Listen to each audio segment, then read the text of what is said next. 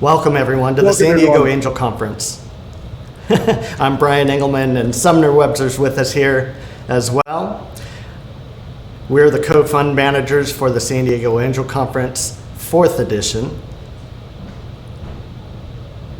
We're honored to lead the fund this year and take part in the conference.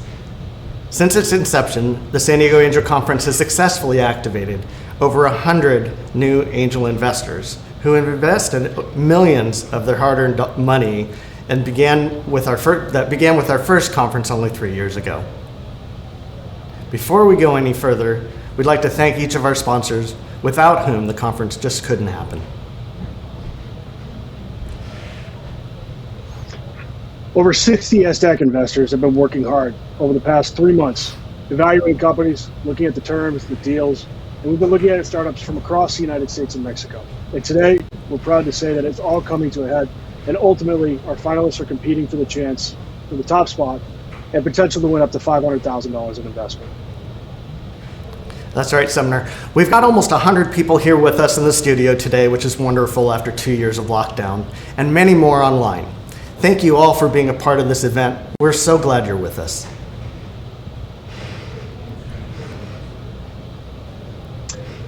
We're excited to get so many people who care so much about the issues we're facing in the world today. Effectively, in the startup community, we're working to solve so much of this risk and working honestly to come after a lot of the potential ideas that will take so much risk and effort to ultimately succeed in changing. We are innovations that we invest in normally start as entrepreneurial ideas. These develop into game-changing companies, and hopefully ones we invest in. We ultimately hope that we are able to improve the future for our children, ourselves, and the world in general. And we strive to do that through conferences like SDAC and make the world a better place. We're really trying to find companies that are going to improve, for example, like today, water quality, healthcare, clean energy, transportation, and ultimately, as I mentioned before, attempting to make the world a better and more inclusive place to live for ourselves and future generations. Many of the investors have taken this path themselves that are part of SDAC and now ultimately want to support others who have the same goals and ambitions that they had when they started their careers.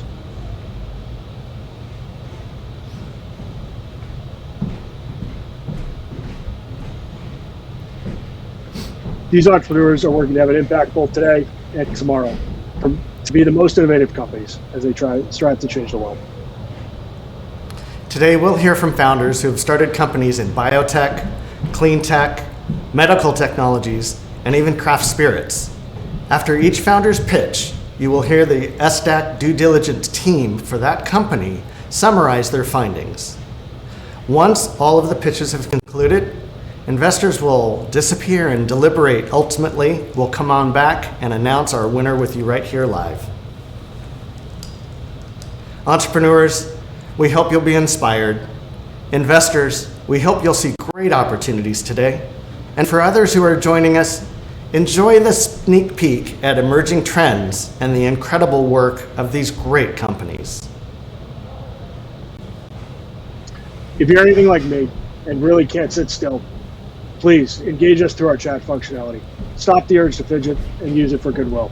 We want you engaged. We hope that you continue to take this journey with us today and really look forward to doing so with you and seeing what we can learn along the way. Now, let's get this conference going.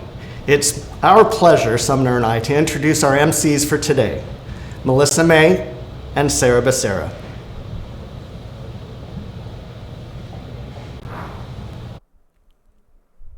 Welcome all to the SD Angels Conference for the 4th year.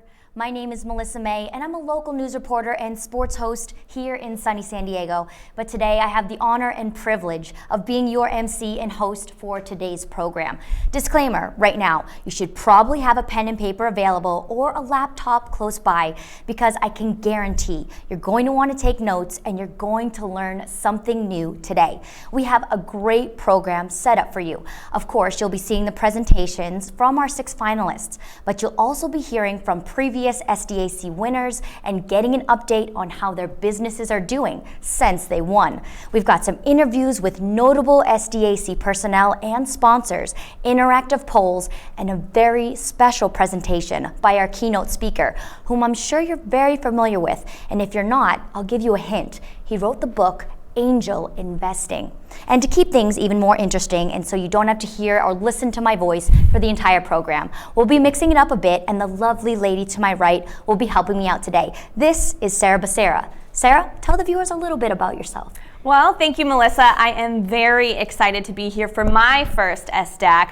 I've been a part of the founder-funder community in San Diego since 2017 and as a part of the Women's Venture Summit. To be in this room, to feel the adrenaline in this space is so exciting. I'm the founder of a company as well. It's called Trailblazing in Color, focused on supporting historically marginalized firsts and onlys in their spaces. And I know we're going to hear from some serious trailblazers today. I'm so excited. Glad to be co-hosting with you and get this day started. Absolutely. It's all about investing and helping those that really need it, right, Sarah? Well, now I know you're very, very anxious to get started, so let's just jump right into our program and bring in Tim Keene, Dean of the School of Business at the University of San Diego. Dean Keene, welcome.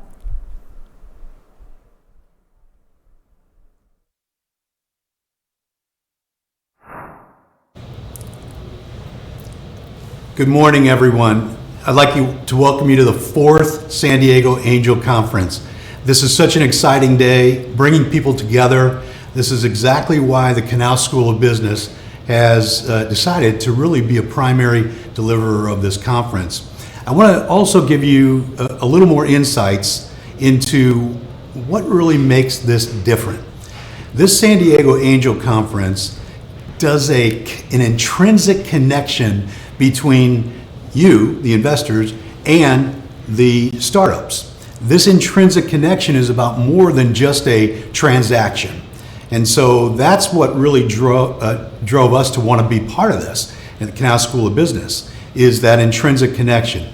I will say that my first experience when I joined USD in January of 2020 was really kicking off the 2nd San Diego Angel Conference. And it was funny because at that point in time, I knew that there was something different about this conference. And really, that something different derives from its founder, Misty Rusk. We really have a lot of exciting things in the pipeline, largely due to Misty's coordination, her insights, her innovation. And we even launched a new center, an institute called the Free Enterprise Institute, about 2 years ago, and asked Misty to lead that Free Enterprise Institute. The thing we saw in Misty was this connection to values-driven free enterprise. That is, that there's more to the capitalistic system than just, again, transactions. It's about making those intrinsic connections. And Misty's been wonderful. I think this is going to be an awesome conference. And I just want to say again, welcome, and we're very proud to be delivering this to you today. Okay. Thank you so much, Dean Keene. I'm now honored to introduce the wonderful Misty Rusk. She's an individual who is committed to the development of strong local economies and quality communities through thoughtful and respectful economic development efforts focused on innovation and growth of small businesses. Her gift is the ability to see how people and programs connect. The relationship she cultivates over the years is the secret sauce to helping innovation-based companies do the world-changing work the rest of us are counting on.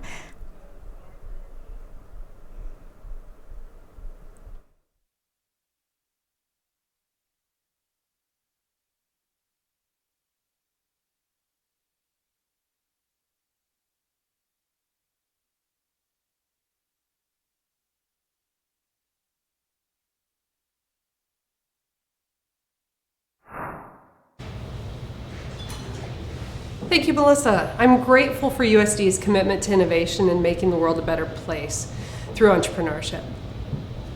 USD continues to double down on its commitment to address the world's most pressing challenges by educating students and enabling innovation and entrepreneurship in the community. My name is Misty Rusk. I'm the founder of the San Diego Angel Conference and the executive director of USD's Free Enterprise Institute. We are pleased to bring this Canal School of Business event to you, and we continue to act with urgency and intensity because the world's challenges won't wait. This work matters to the students we model for the investors we engage, to the founders that we serve, and it matters because innovations, big and small, impact our lives every day. To date, 415 companies have applied. San Diego Angel Conference investors have invested $2.7 million directly, another $18 million indirectly, and to date, the companies that have applied have received another $80 million for a total of just over $100 million invested in the last 3 years, making the San Diego Angel Conference the largest angel conference that we know of. Today is the culmination of 7 months of effort. The San Diego Angel Conference kicks off in September with the entrepreneurship track. This year we had over 5,000 attendees in the 15-week program focused on founders. The E-track wraps up with the December application deadline, which kicks off the investor track. In January, investors started reviewing the 90 applications for this year, vetting the companies each week. They selected 24 quarterfinalists and then 13 semifinalists, and finally 6 finalists. And today, after 5 weeks of due diligence, you'll hear from the finalists and the due diligence teams. As of this morning, a total of 67 investors have purchased 107 units at $5,500 per unit, and that amounts to just under $600,000. After we hear the final pitches and the due diligence reports today, we'll excuse the investors to deliberate for one final time before they choose which of the 6 companies will be the winner of the 4th annual San Diego Angel Conference. There's something here for you too. Every one of you will have a chance to vote today for the company you think is worthy of investment, and you'll name the People's Choice Award. We'll be posting in the chat, and there's more information in the description. And with that, I'm going to send it back over to you, Melissa. Thank you so much, Misty. So here's a practice chat to get everything started. Not gonna work your brain too much, and we're going to start off with, where are you from? And so as the program continues to grow and we find ourselves virtual for a 3rd year, participation and the SDAC has grown to include global participation. So to get us started today, use the chat to tell us where you're joining from.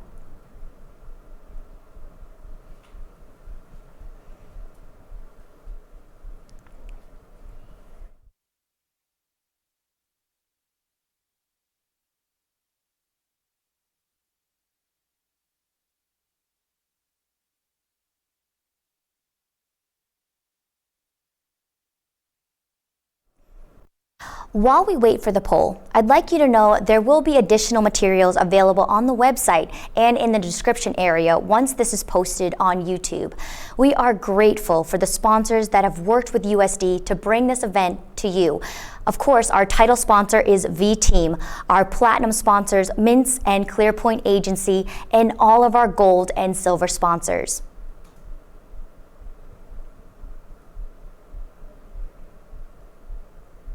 We've heard from the Dean of the Canals School of Business and the founder of SDSC.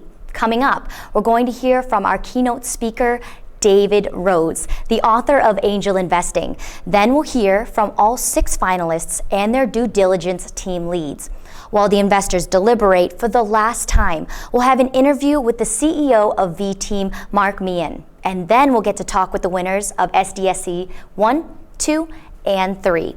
Then the investors will announce who will be the winner of the 4th annual San Diego Angel Conference. I know that's something we're all anxious to hear about. We will also like to invite all of you to join us for the after party, because what's something without an after party? If you're here in San Diego, about 30 minutes after the winner is announced, we'll head over to Basic Bar and Pizza to celebrate this year's work. Now, back to that poll.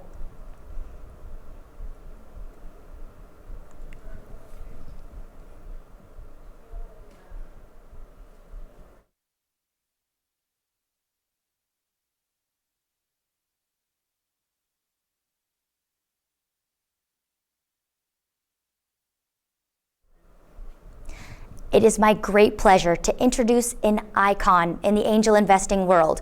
We are fortunate to have David S. Rose. David S. Rose is an Inc. 500 CEO, serial entrepreneur, real estate developer, and financial technology investor who has founded or funded over 100 pioneering companies. He has been described by Forbes as the New York's Archangel, by Businessweek as a world-conquering entrepreneur, by Crain's New York Business as the father of angel investing in New York, and by Red Herring Magazine as the patriarch of Silicon Alley. He is the New York Times best-selling author of both Angel Investing, The Gust Guide to Making Money and Having Fun Investing in Startups, and The Startup Checklist, 25 Steps to a Scalable, High-Growth Business. As an entrepreneurial executive, David is the founder and CEO of the U.S. Real Estate Market, an innovative capital markets platform for fractionalized institutional investment in commercial real estate. He is also the founder and executive chairman of GUST, which operates the world's largest online platform and community for entrepreneurs and early-stage investors. GUST is used by over 1 million entrepreneurs in 193 countries to connect with over 83,000 early-stage investors, and is the official collaboration and deal flow management platform for over 1,000 business angel networks, accelerators, and venture capitalist funds. Please welcome David Rose.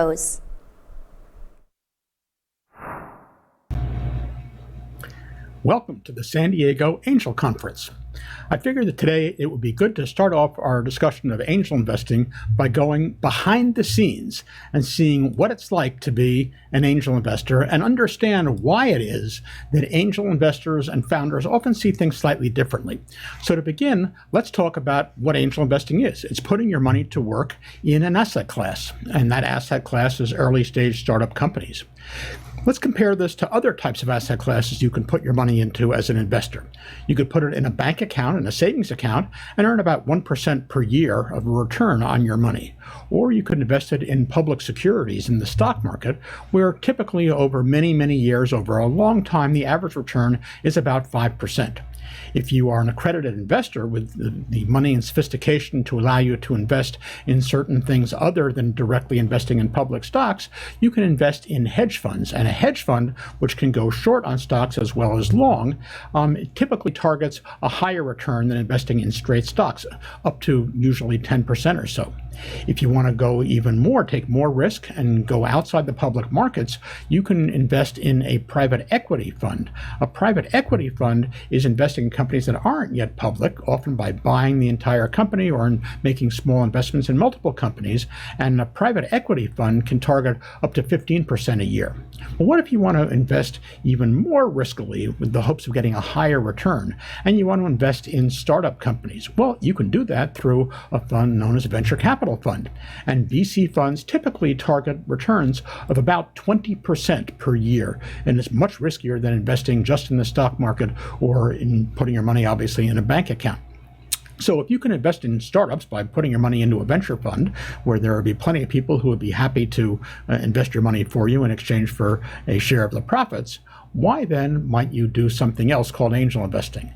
And the answer is, well, what if you could make an even larger return and have fun while doing it?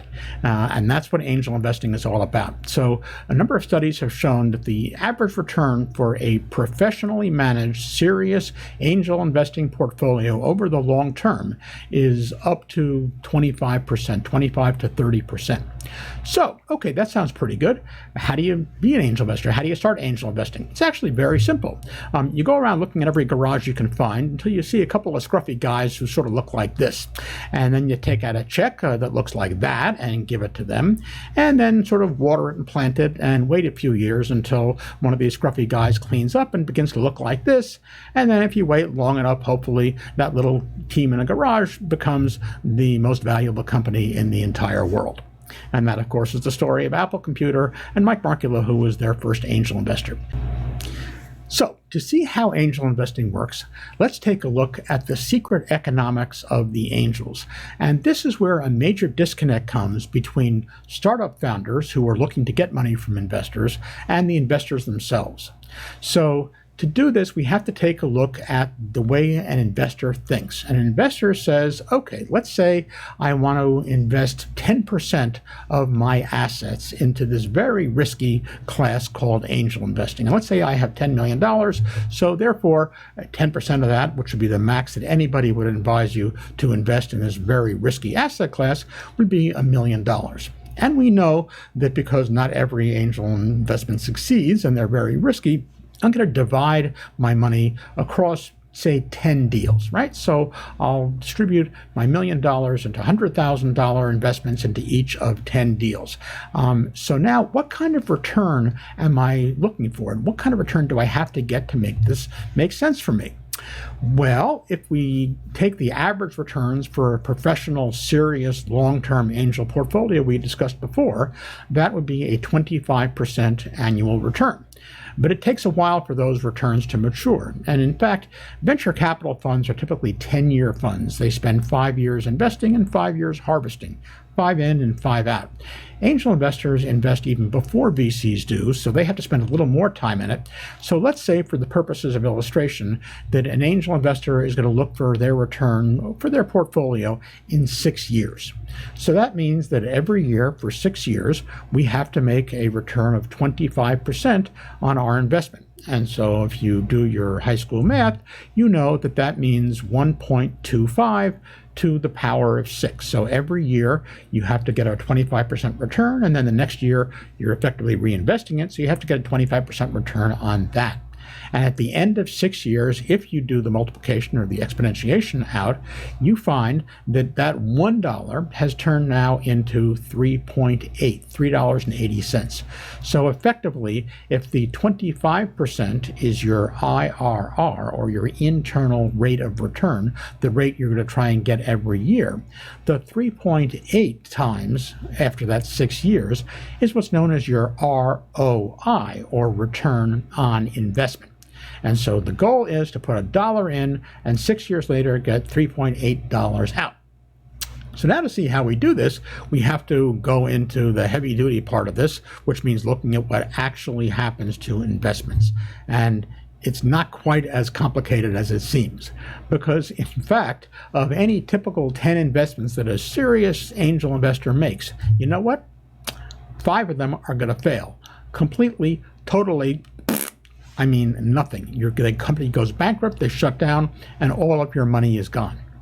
But luckily, you've still got 5 companies left. So what do we do with those? Well, of those 5 companies, 2 of them typically, at the end of 6 years, might, if you're lucky, return even money, return the money you put in, because it was an acqui-hire where the company was sold for the value of their employees who went with it, or because somebody bought your patents or your customer list or something else.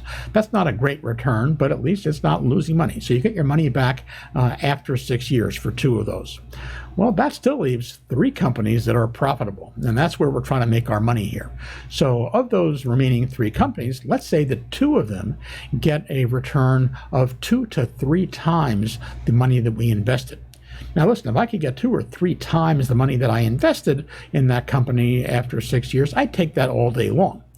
The challenge, however, is that that's only happening of 2 so far of these companies. Remember, 7 of them failed completely. So what does then that mean if we have 5, 2, 2, that's 9. So 9 out of 10 companies have seen their hand play out. Well, let's do the economics here. So if we have 5 companies that had a 0 return, and we had 2 companies with a 1x return, and 2 companies be generous with a 3x return, well, if you do the math, the problem is each of them only accounted for 1/10 of my investments, right? So 5 times 0 is 0, 2 times 1 times 1/10 is 0.2, and even on the successful ones, 2 times 3 is 6, but each of those only accounted for 1/10 of my portfolio, so that's 0.6.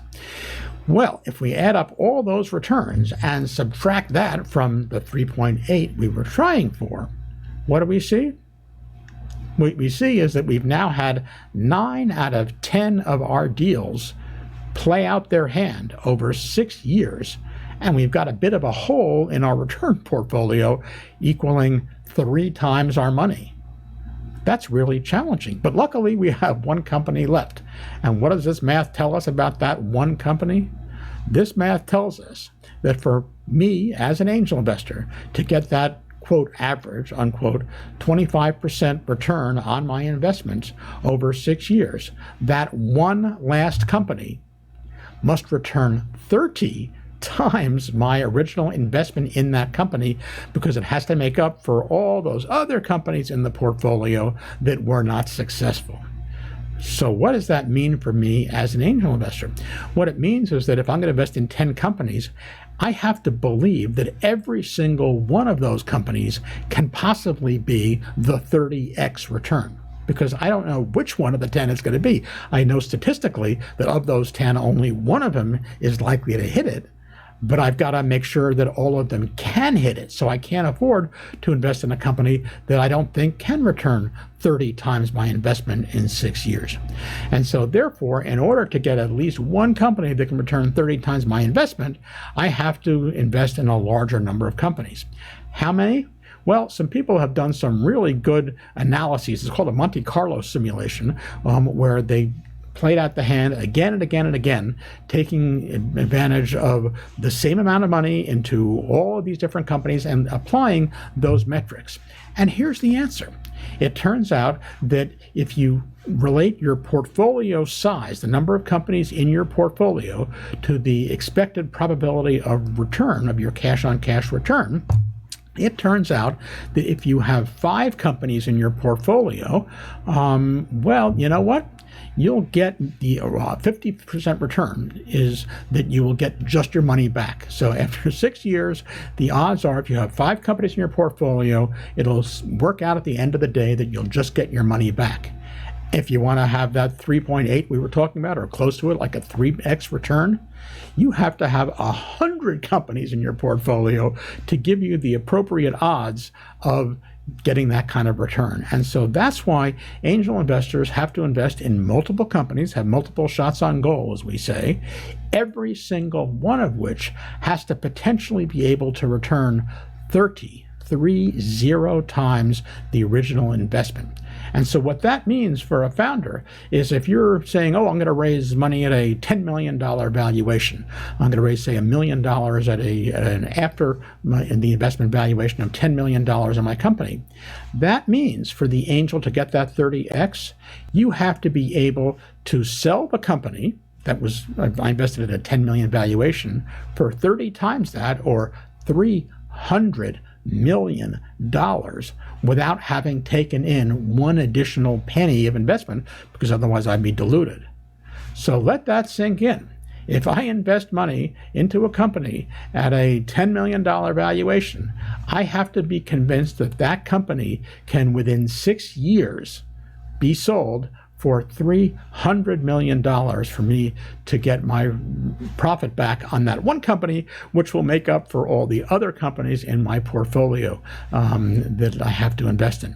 So there you see the essential disconnect between investors and founders. Founders are looking at their company, at your company if you're a founder, and you know that you can be a success. And so therefore you should say, well, if I can return 200 or 300% on your money, well, that would sound like a pretty good deal. And it would be, except that we as investors have to look at all the 10 companies in our portfolio. And even though we certainly hope and believe that you as a founder are going to be that one company, we look at that for all the companies, and we know that no matter how hard we try, how carefully we do our diligence, how great a founder we find, that ultimately only 1 out of those 10 companies is going to be that 30x. And so therefore, we have to haircut everything by that 90% valuation, that 90% factor, to make sure that at the end of the day, we get just our 25% return, which is not exorbitant, over that period. So then, as an angel investor, what are the best practices for being able to maximize the returns we get? How should we think about this? Well, let's go to the top 10 practices of experienced angel investors that provide us with the best chance of getting those shots on goal and of having those shots turn into real goals. So, number 1, Because we're trying to get a whole portfolio here, we have to generate a lot of deal flow. So we then need to, every which way we can, come to conferences like this, look online, shake our network tree, work with other investors over there. We have to figure out a way to get lots of companies in the top of our funnel, as we say, that we can look at. So then having done that, we need to do our diligence. And being diligent means we have to look at all the factors about the company. We have to look at their historical financials, check with their customers, research the industry, look at the background of the founder, get all that detailed information in there. Having done that, we then have to take a look and figure out which ones have that home run potential of being a 30 times return. But at the same time, if it doesn't quite get to the 30 times return, maybe it can get to the 2 or 3 times return. So we have to have a moderated downside whilst at the same time being able to potentially hit that 30x return. We then have to negotiate an investment, not to grind you into the ground, but we have to do a negotiation that would say that in a rational scenario of the return, that $300 million we were looking at, we'll be able to get our 30x. And so that means a fair valuation for both sides and a fair term sheet, which provides protections for the investor as well as appropriate protections for the founder. Having done that, as I said, we're needing to aim for a 30x return on each and every deal, because that's the only way over time that we can actually get a 3.8 return across our entire portfolio. Okay, having done that and having made the investment, found the company, we now have to try and add value to it. And angels can be very helpful. Not every angel in every company. Most angel investors actually are passive investors, but we want to try and add value by referring customers to you, telling people how great the product is, providing a sounding board, advice to you, wisdom, helping you raise additional funding, all those kinds of things, being a brain trust for you. That's the kind of value that angels add. And then when you need money, and every company always needs money, every single venture investment I've ever done has needed more money, then what do? Well, we have to be smart about this, right? It turns out that a company needing more money, if they're doing really well and it's at a higher valuation, known as an up round, well, that's a pretty good deal. Even though I'll get less money at a higher valuation than I had for my original investment, that company is likely to be a success in the long term.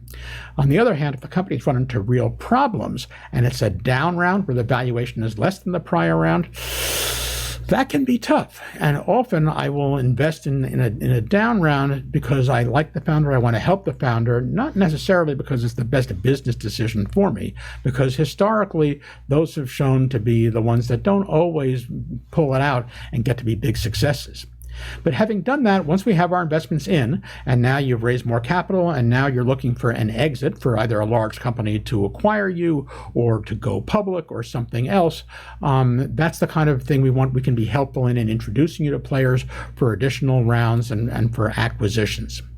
And then, having done that, we have to be big boys and big girls and realize that no matter how well we have gotten our funnel going, no matter how carefully we have analyzed our companies, no matter how well we have selected for the home run potential, but also moderating our downside, no matter how much we have tried to add value to the company and stuck with the company over years and years, and although I said we're looking at a 6-year in our calculation, hold in our calculation, in reality, most angel investments in the US, the average is actually holding for 10 years. But if we actually tried to calculate the number across a 10-year hold, nobody would ever be able to be an angel investor because the number simply wouldn't work. But if we've been patient all that time and we put all this effort and all of our money in, you know what? We still have to be prepared that a majority of our investments are going to fail. But that said, if we can get that 1 out of 10 home run and to make it work and make our 25% IRR over time, that's where we've made our money as an angel investor. And then the challenge for us is to give back and to help other people, to help other founders, to help other angel investors, to mentor, to teach, and yes, to speak here at the San Diego Angel Conference. So have a wonderful conference and welcome to the amazing world of angel investors.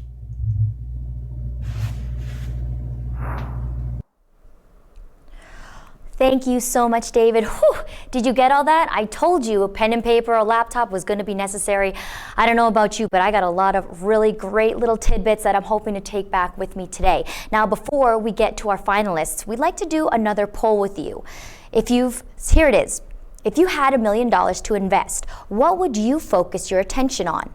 The environment, healthcare, education, or something else?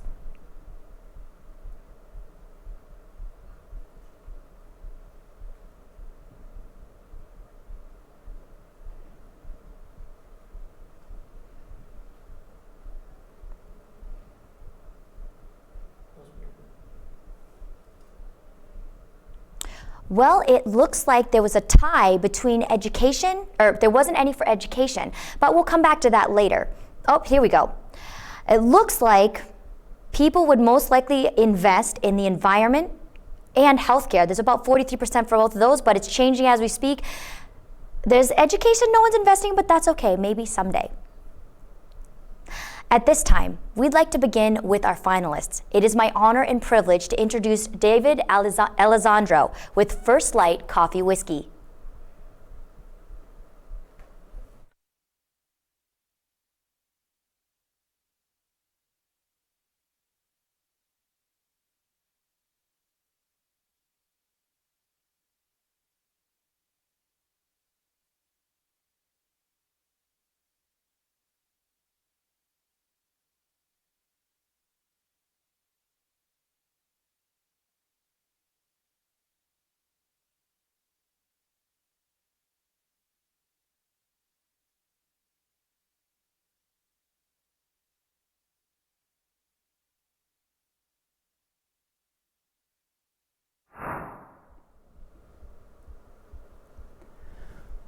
We are First Light Coffee Whiskey, and we exist to celebrate your adventure.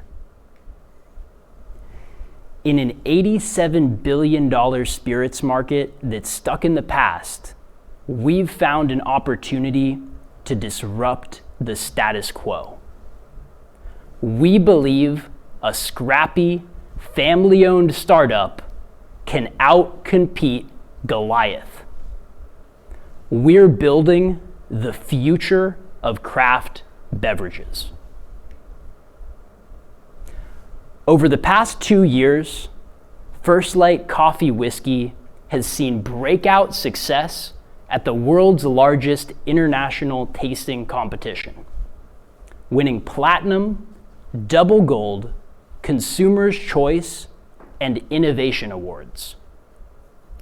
The only other brand to receive such high accolades in its first 2 showings is Screwball Peanut Butter Whiskey. But First Light is about more than award-winning spirits. We're building the future of craft beverages.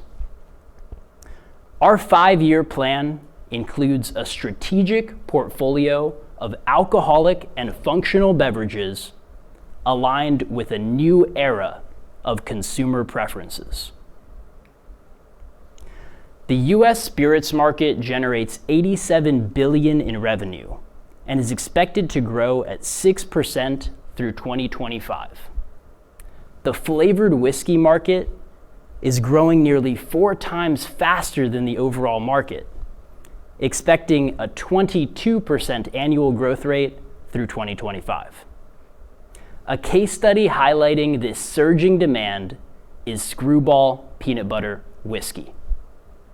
Founded here in San Diego in 2018, they expanded nationwide in 2020 and have generated $90 million in revenue over the past 2 years. San Diego is fused with our brand DNA. Our city became known as the capital of craft when the local beer industry exploded over the past 2 decades. Flavored spirits are now following suit. Local spirits are now following suit and generating an amazing opportunity. We're in the right place at the right time with a team that lives and breathes First Light. Over the past 6 months, we've connected with thousands of people at local festivals, who rave about our flagship blends. Our data highlights two key customer segments that we're connecting with using digital and physical brand experiences. We're utilizing event sponsorships, influencer partners, strategic menu placements, and direct-to-consumer campaigns to grow our audience and create new raving fans. A key pilot account case study is Gaslamp Breakfast Company in downtown San Diego. They're serving up to 90 First Light drinks per day with their Wake Up coffee cocktail, which has quickly become their best seller. First Light Coffee Whiskey is a match made in heaven for thousands of brunch cocktail menus across the United States. We've built a turnkey solution with production, sales, distribution, and marketing teams in place to generate $1 million in revenue this year. For production, we've partnered with Pacific Coast Spirits, our brand headquarters in Oceanside, California. Founded by master distiller Nicholas Hammond, this partnership locks in the lowest co-packing fees and gives us full control over our production process from now till exit. For sales, we've partnered with 2020 Beverages. Founded by the former VP of Young's Market, they're bringing decades of experience to the table and allowing strategic placements at the nation's largest retail and restaurant chains. Our distribution deal with RNDC puts us at the fingertips of thousands of bar and restaurant owners across California, and our integrated direct-to-consumer channel is now shipping nationwide. We've built our marketing team from the ground up, focused on demand creation and direct-to-consumer funnels, with advisory support from industry veterans at Screwball, Juneshine, Stone Brewing, and Nixon. First Light is further differentiated by an IP portfolio of 8 federally registered trademarks, including the word mark, drink, coffee, whiskey. We've also secured 2 trade secrets in the form of our original and dark roast coffee whiskey formulas. Our team is all in on First Light, working for equity and playing the long game with expert support from the best in the business. The energy is off the charts, and we just brought on Sean Hallman from Screwball to guide strategic direction as the journey continues. First Light celebrates a diverse community of creators and innovators who challenge the status quo and believe adventure is always worthwhile. We are a family-owned lifestyle brand dedicated to building the future of craft beverages. Our industry has seen several 9 to 10-figure acquisitions over the past decade, typically at 10 to 12 times annual revenue, with a few exceptions for celebrity-backed brands, which have seen significantly higher multipliers. Fireball Cinnamon Whiskey currently generates over $250 million in annual revenue, and Screwball Peanut Butter Whiskey is on track to become a billion-dollar brand in the years ahead. Yesterday, I spoke with the beverage director of a legendary hospitality chain who believes First Light is next in line.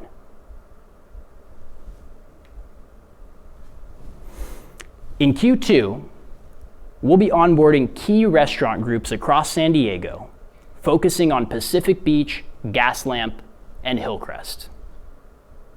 In Q3, we'll be onboarding key big box retailers like Bevmo, Whole Foods, and Trader Joe's. In Q4, we'll be generating over $110K in monthly revenue and planning for strategic expansion beyond California in 2023. We're offering $500K in convertible notes with 2-year maturity, a 7% interest rate, and a 20% discount rate, converting upon an additional $1.5 million in qualified financing.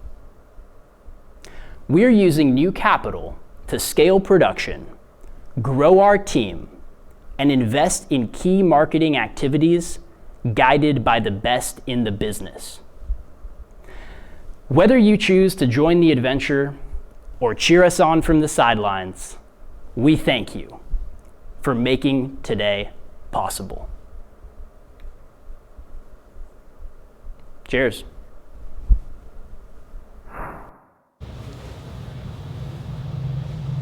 Thank you so much, David. Appreciate your efforts there. And I'm here in the studio with Neil Greer, who led the due diligence team for First Light Coffee Whiskey, and is going to give us a summary of the findings from that team. Thanks, Brian. So the diligence team worked on First Light, and we really enjoyed working with the founders. First Light has successfully launched multiple versions of their product in market and has distribution agreements with industry recognized firms. Gaining name brand distribution for a firm the size of First Light is rare, and especially so soon post product launch. First Light's founders have a clear knack for building a business, and they've stretched their initial capital yielding over $1 million in cash capital value on only a $200K initial investment. Additionally, they've secured these key agreements for use of a commercial distillery and on-premise restaurant with no cash up front. And this shows us that the founders are clear relationship builders. When it comes to risks that we'd like to see mitigated, the first is competition. The flavored whiskey market is growing fast, and that means strong competition. And that also means that the company has to execute with precision. First Light knows this, and they're working on accelerating market penetration and product development. Next, even though their products are in market adequate in market, their capitalization is not adequate at this time, and they need to solve that to capture their place in the market. Their distribution deal is producing revenue, but they need to advance their orders for raw materials, and they need to carry inventory on hand. They are seeing reorders, which is encouraging, and we're excited about that. Still, with large competition in the space and the necessary capitalization, they need to acquire capital now to be able to compete adequately. Finally, this is the first venture for the founders where this is their own standalone. They do have lots of startup experience, but when you grow a business and you have the knack that they do, you learn your lessons along the way, and they certainly will, and they've already proven that they can compete in market. The one big thing for us that makes this an intriguing deal is that the spirits market is growing, but the flavored whiskey market is growing at a much faster clip than the rest of the spirits marketplace. As a category, this is a very intriguing fact. So for a company like First Light, who's focusing on interesting demographics, quality ingredients, and who's secured legitimate distribution, their venture could get very interesting for them and the investors that back them. Finally, acquisitions are frequent in this space, values are strong, and David and Ryan are well on their way.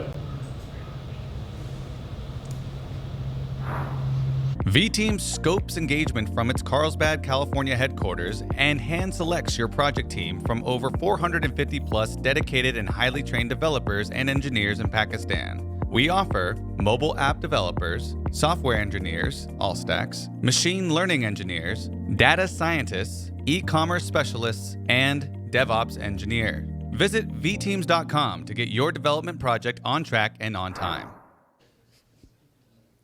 Well, hey everyone, it's Sarah Becerra again, and I am upstairs in the watch room. Hey everyone, how's your day going so far?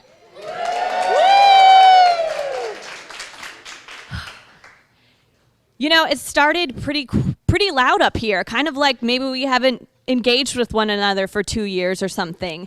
Then, as soon as the pitches have really started, just now we saw First Light Whiskey, it's been pretty quiet. So things are really picking up as far as the day unfolding. It's been really exciting. To put it into Misty's words, we are using capital for good. So I've got a lot of angel investors in the room and some founders too. So lots of energy here.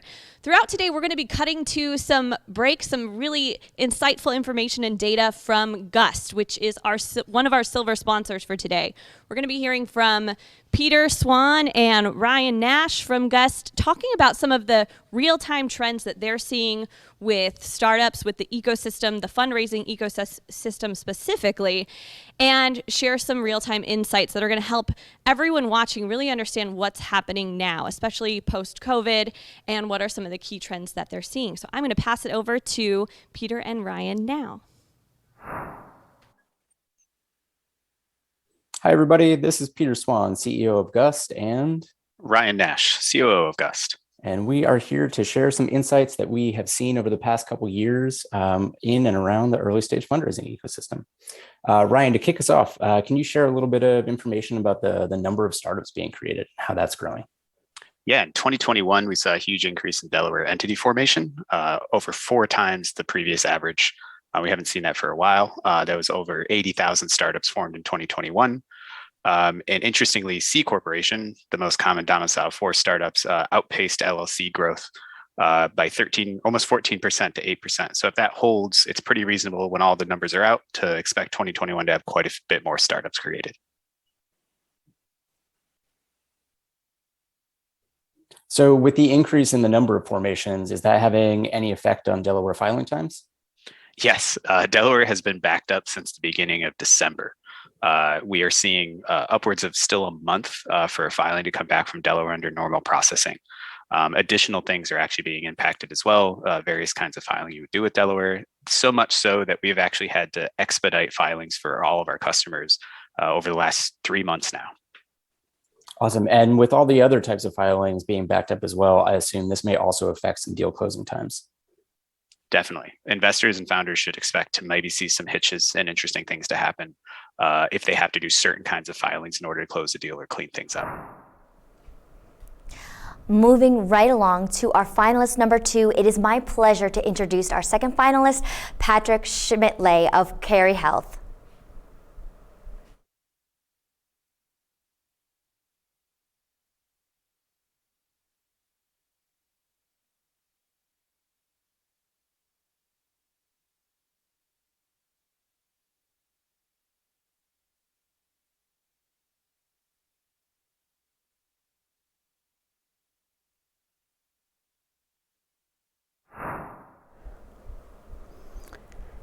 Hello, I'm Patrick Schmidtley, and I'm the CEO and founder of Carey Health. The problem that we're solving is medication adherence. What makes our system so unique is that it enables monitoring of medication levels in real time. So you can kind of think of us like a Fitbit, except for we're not measuring steps, we're measuring medication levels. And the first medications that we're going to measure are used in opioid addiction treatment. Now, opioid addiction is deeply personal to me because I have a close family member that struggled with opioids. So that inspired me to start this company. Perhaps some of you know someone too, so you understand. There are already 1 million patients that are benefiting from what's called medication-assisted treatment in the form of either buprenorphine or methadone. We're going to focus on methadone first because we think our solution has the greatest benefit for methadone patients. And here's why. Methadone patients have to physically go to a clinic every single day to get their medication. So let's just pause for a second and fully appreciate that. I suspect that many of you have some kind of prescription medication. And just imagine that instead of going to your medicine cabinet for your daily dose, you have to get up, get dressed, get in the car, drive across town for 30 minutes, stand in line, get your medication, and then you can move on your day. You have to do that every day. Clearly, it's extremely stigmatizing. It's certainly extremely inconvenient. So it's no wonder that many patients decide to drop out of treatment. What does it really mean for a methadone patient to drop out of treatment? Well, what it means is that typically it's a complete life of chaos, using heroin, using fentanyl, basically overdosing, landing in the ER, and many end up dying, unfortunately. And that's exactly where our solution comes in. So imagine that instead of having to go to the clinic every day, patients can wear our monitor instead. Once they've taken their medication, the monitor measures the medication levels right in the interstitial fluid underneath the skin in real time, transmits that information to the clinician, so the clinician has the peace of mind that the medication has been taken as prescribed. And it gives the freedom to the patient of not having to go to the clinic every day. Much more convenient for the patient, and certainly much more efficient for the clinics. So the patient is going to stay in treatment much longer. Our business model is based on payer reimbursement, very similar to the continuous glucose monitoring space. We're estimating $5,000 per patient per year. And basically it includes a monthly kit of sensors plus a number of other pieces that are part of the solution. We expect that Carrie receives the full amount of the monitoring kit, and we expect that the clinics will bill CPT codes for revenue purposes that already exist for remote patient monitoring. The monitoring market for opioid addiction is a $5 billion market today, and is expected to grow to $14 billion over the next 10 years. Please note that 1% of penetration is equal to $100 million worth of revenues for Carrie on an annual basis. And we estimate that by 2028, we will get close to 3% penetration. The way we intend to gain patient adoption is by targeting these OTPs, opioid treatment programs. Basically, those are the only 1,800 clinics across the United States that are authorized to administer methadone. You see 6 logos at the top here. Those are all companies that have aggregated these OTPs, about 100 of them each, so in aggregate 600 of them. We've already built relationships with Baymark as well as CMS, and efforts are underway with others. I do want to highlight another company which is right below that, El Dorado. They operate 30 clinics in California as well as in Texas, and one of them right here in San Diego, actually, on Euclid Avenue. And the medical director for that clinic is Dr. Foster Carr, who just joined Carrie Health as a clinical advisor. The feedback we're getting from this market is incredible. Some of the OTPs are telling us that they're expecting adoption rates in the 50% range, 50%. And in aggregate, these 7 companies operate 700 clinics and treat 200,000 patients. So what that means for Carrie is that we can basically cover 20% of the total market with one good sales rep. Because this is such a large opportunity, we've received $4 million worth of SBIR funding that's non-dilutive, and we've used that to de-risk many aspects of our technology. Most importantly, the assay development. The funding, the grant funding, has allowed us to bring the science a long ways from where we were. We still have $1.4 million worth of funding left, and we intend to use that together with $3 million in this raise to test our device in a clinical study, which will get us to our first inflection point. The risk profile for our monitor is consistent with a Class 2 designation, but with no predicate device, we're pursuing a de novo pathway. Now, it used to be, that gets us to our second inflection point, which is FDA clearance. Now, it used to be that de novo was a lengthy process, but the FDA has recently streamlined the process, so they're targeting a 150-day turnaround time for these submissions. As I mentioned before, we're raising a $3 million seed round to test our device in a clinical study to get us to our first inflection point.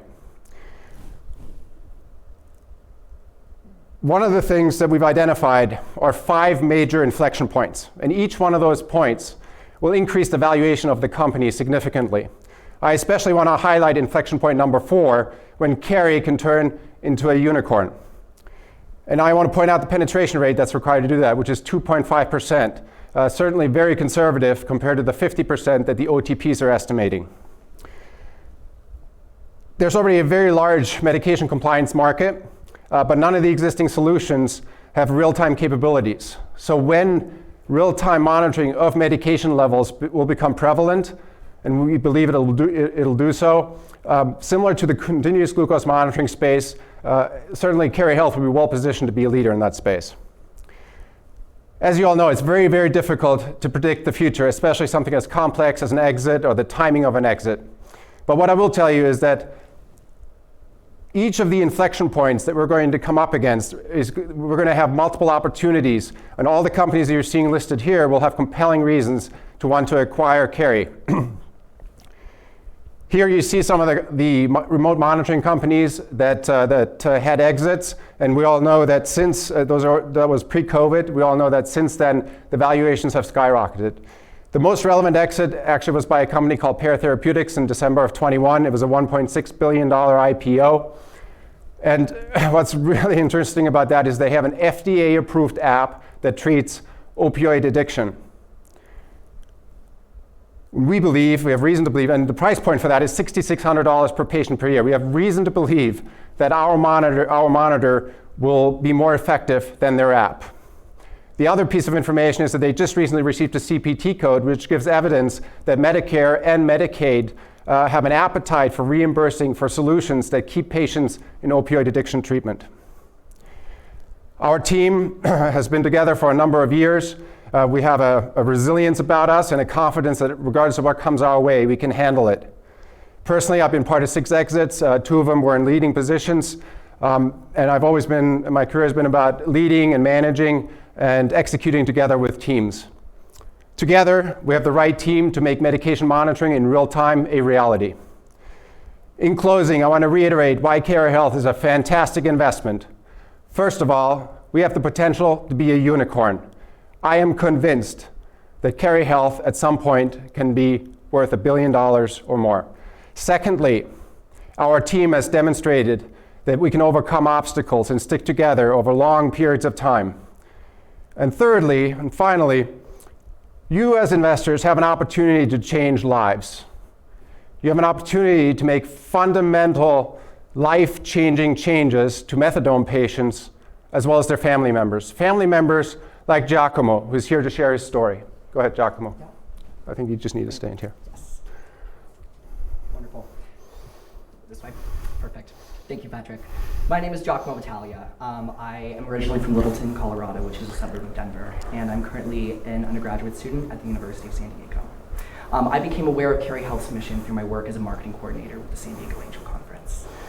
It really resonated with me, as both of my parents are recovering opioid addicts. And it really struck close to home because my father has been receiving methadone medication for over 25 years now. In order to receive his treatment, my elementary school age siblings and I would have to accompany him every single morning on the 30-plus minute drive to downtown Denver. I still have vivid memories of the frustrations I felt as an 8-year-old child who had to wake up at 6 a.m. and wait in a car. The fear, the confusion, the uncomfortability of the situation still haunts me to this day, especially as I drive past those streets in downtown Denver. And the stress and time constraint that it added to my father's day really robbed him of a lot of the dignity of normal life.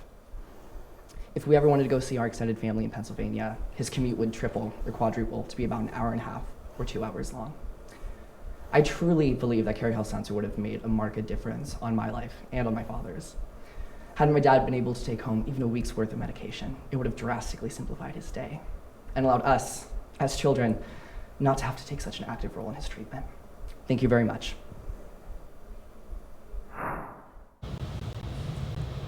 Wow. Giacomo, that is really compelling. Thank you so much for sharing your personal story. I'm here in the due diligence studio with Keith Richter. He's the due diligence team lead for Carey Health. Thank you, Misty. I really want to thank our fantastic due diligence team for helping prepare this report, and I'll jump right to the presentation. First and foremost, this is a fantastic investment opportunity with potential for huge return on investment.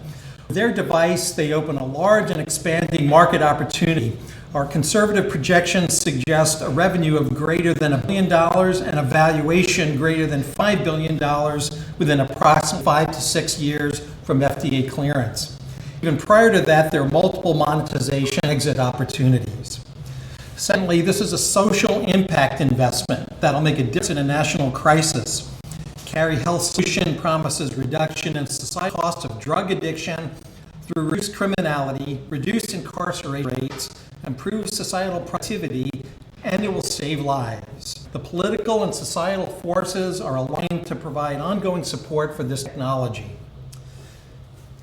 And third, the entire team at Carry Health is exceptional. Patrick's assembled team members, advisors, board members with diversity in many dimensions, resulting in a cohesive and strong team.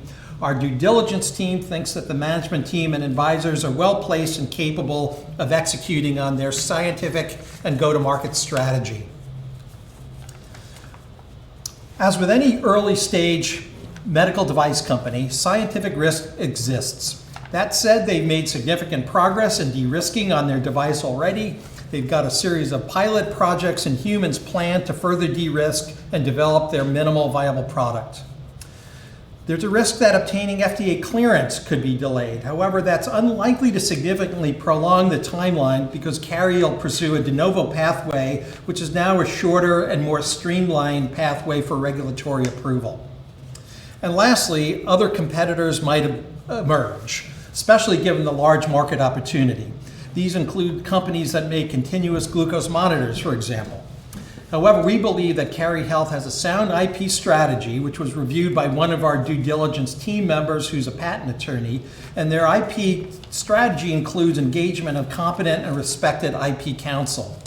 Additionally, Carry Health has a distinct first mover advantage. The one big thing that stands out to us is the tremendous opportunity for enormous return on investment. This has a realistic potential to be a unicorn while helping address the opioid crisis. Thank you, Keith.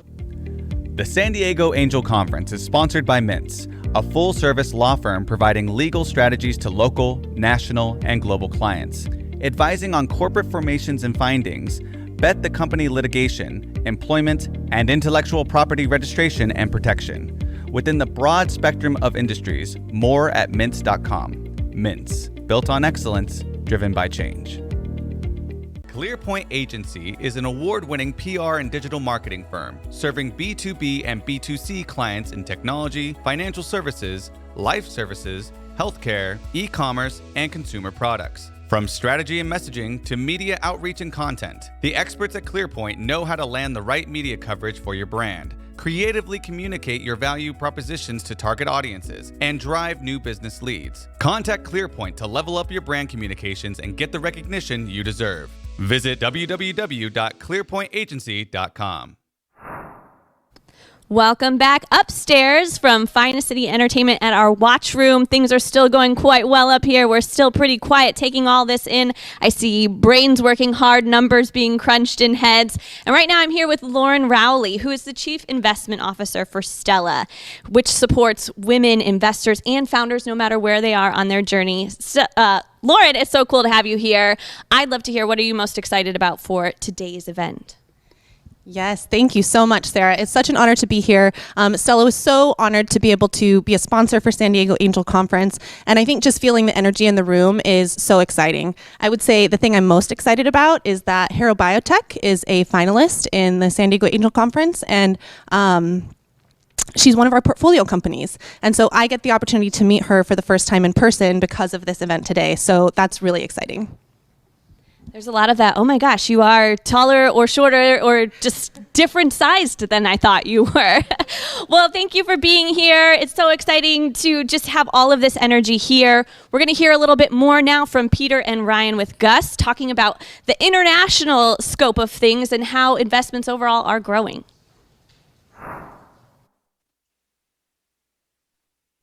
So this increase in companies, is this just US-based founders or is this also international founders?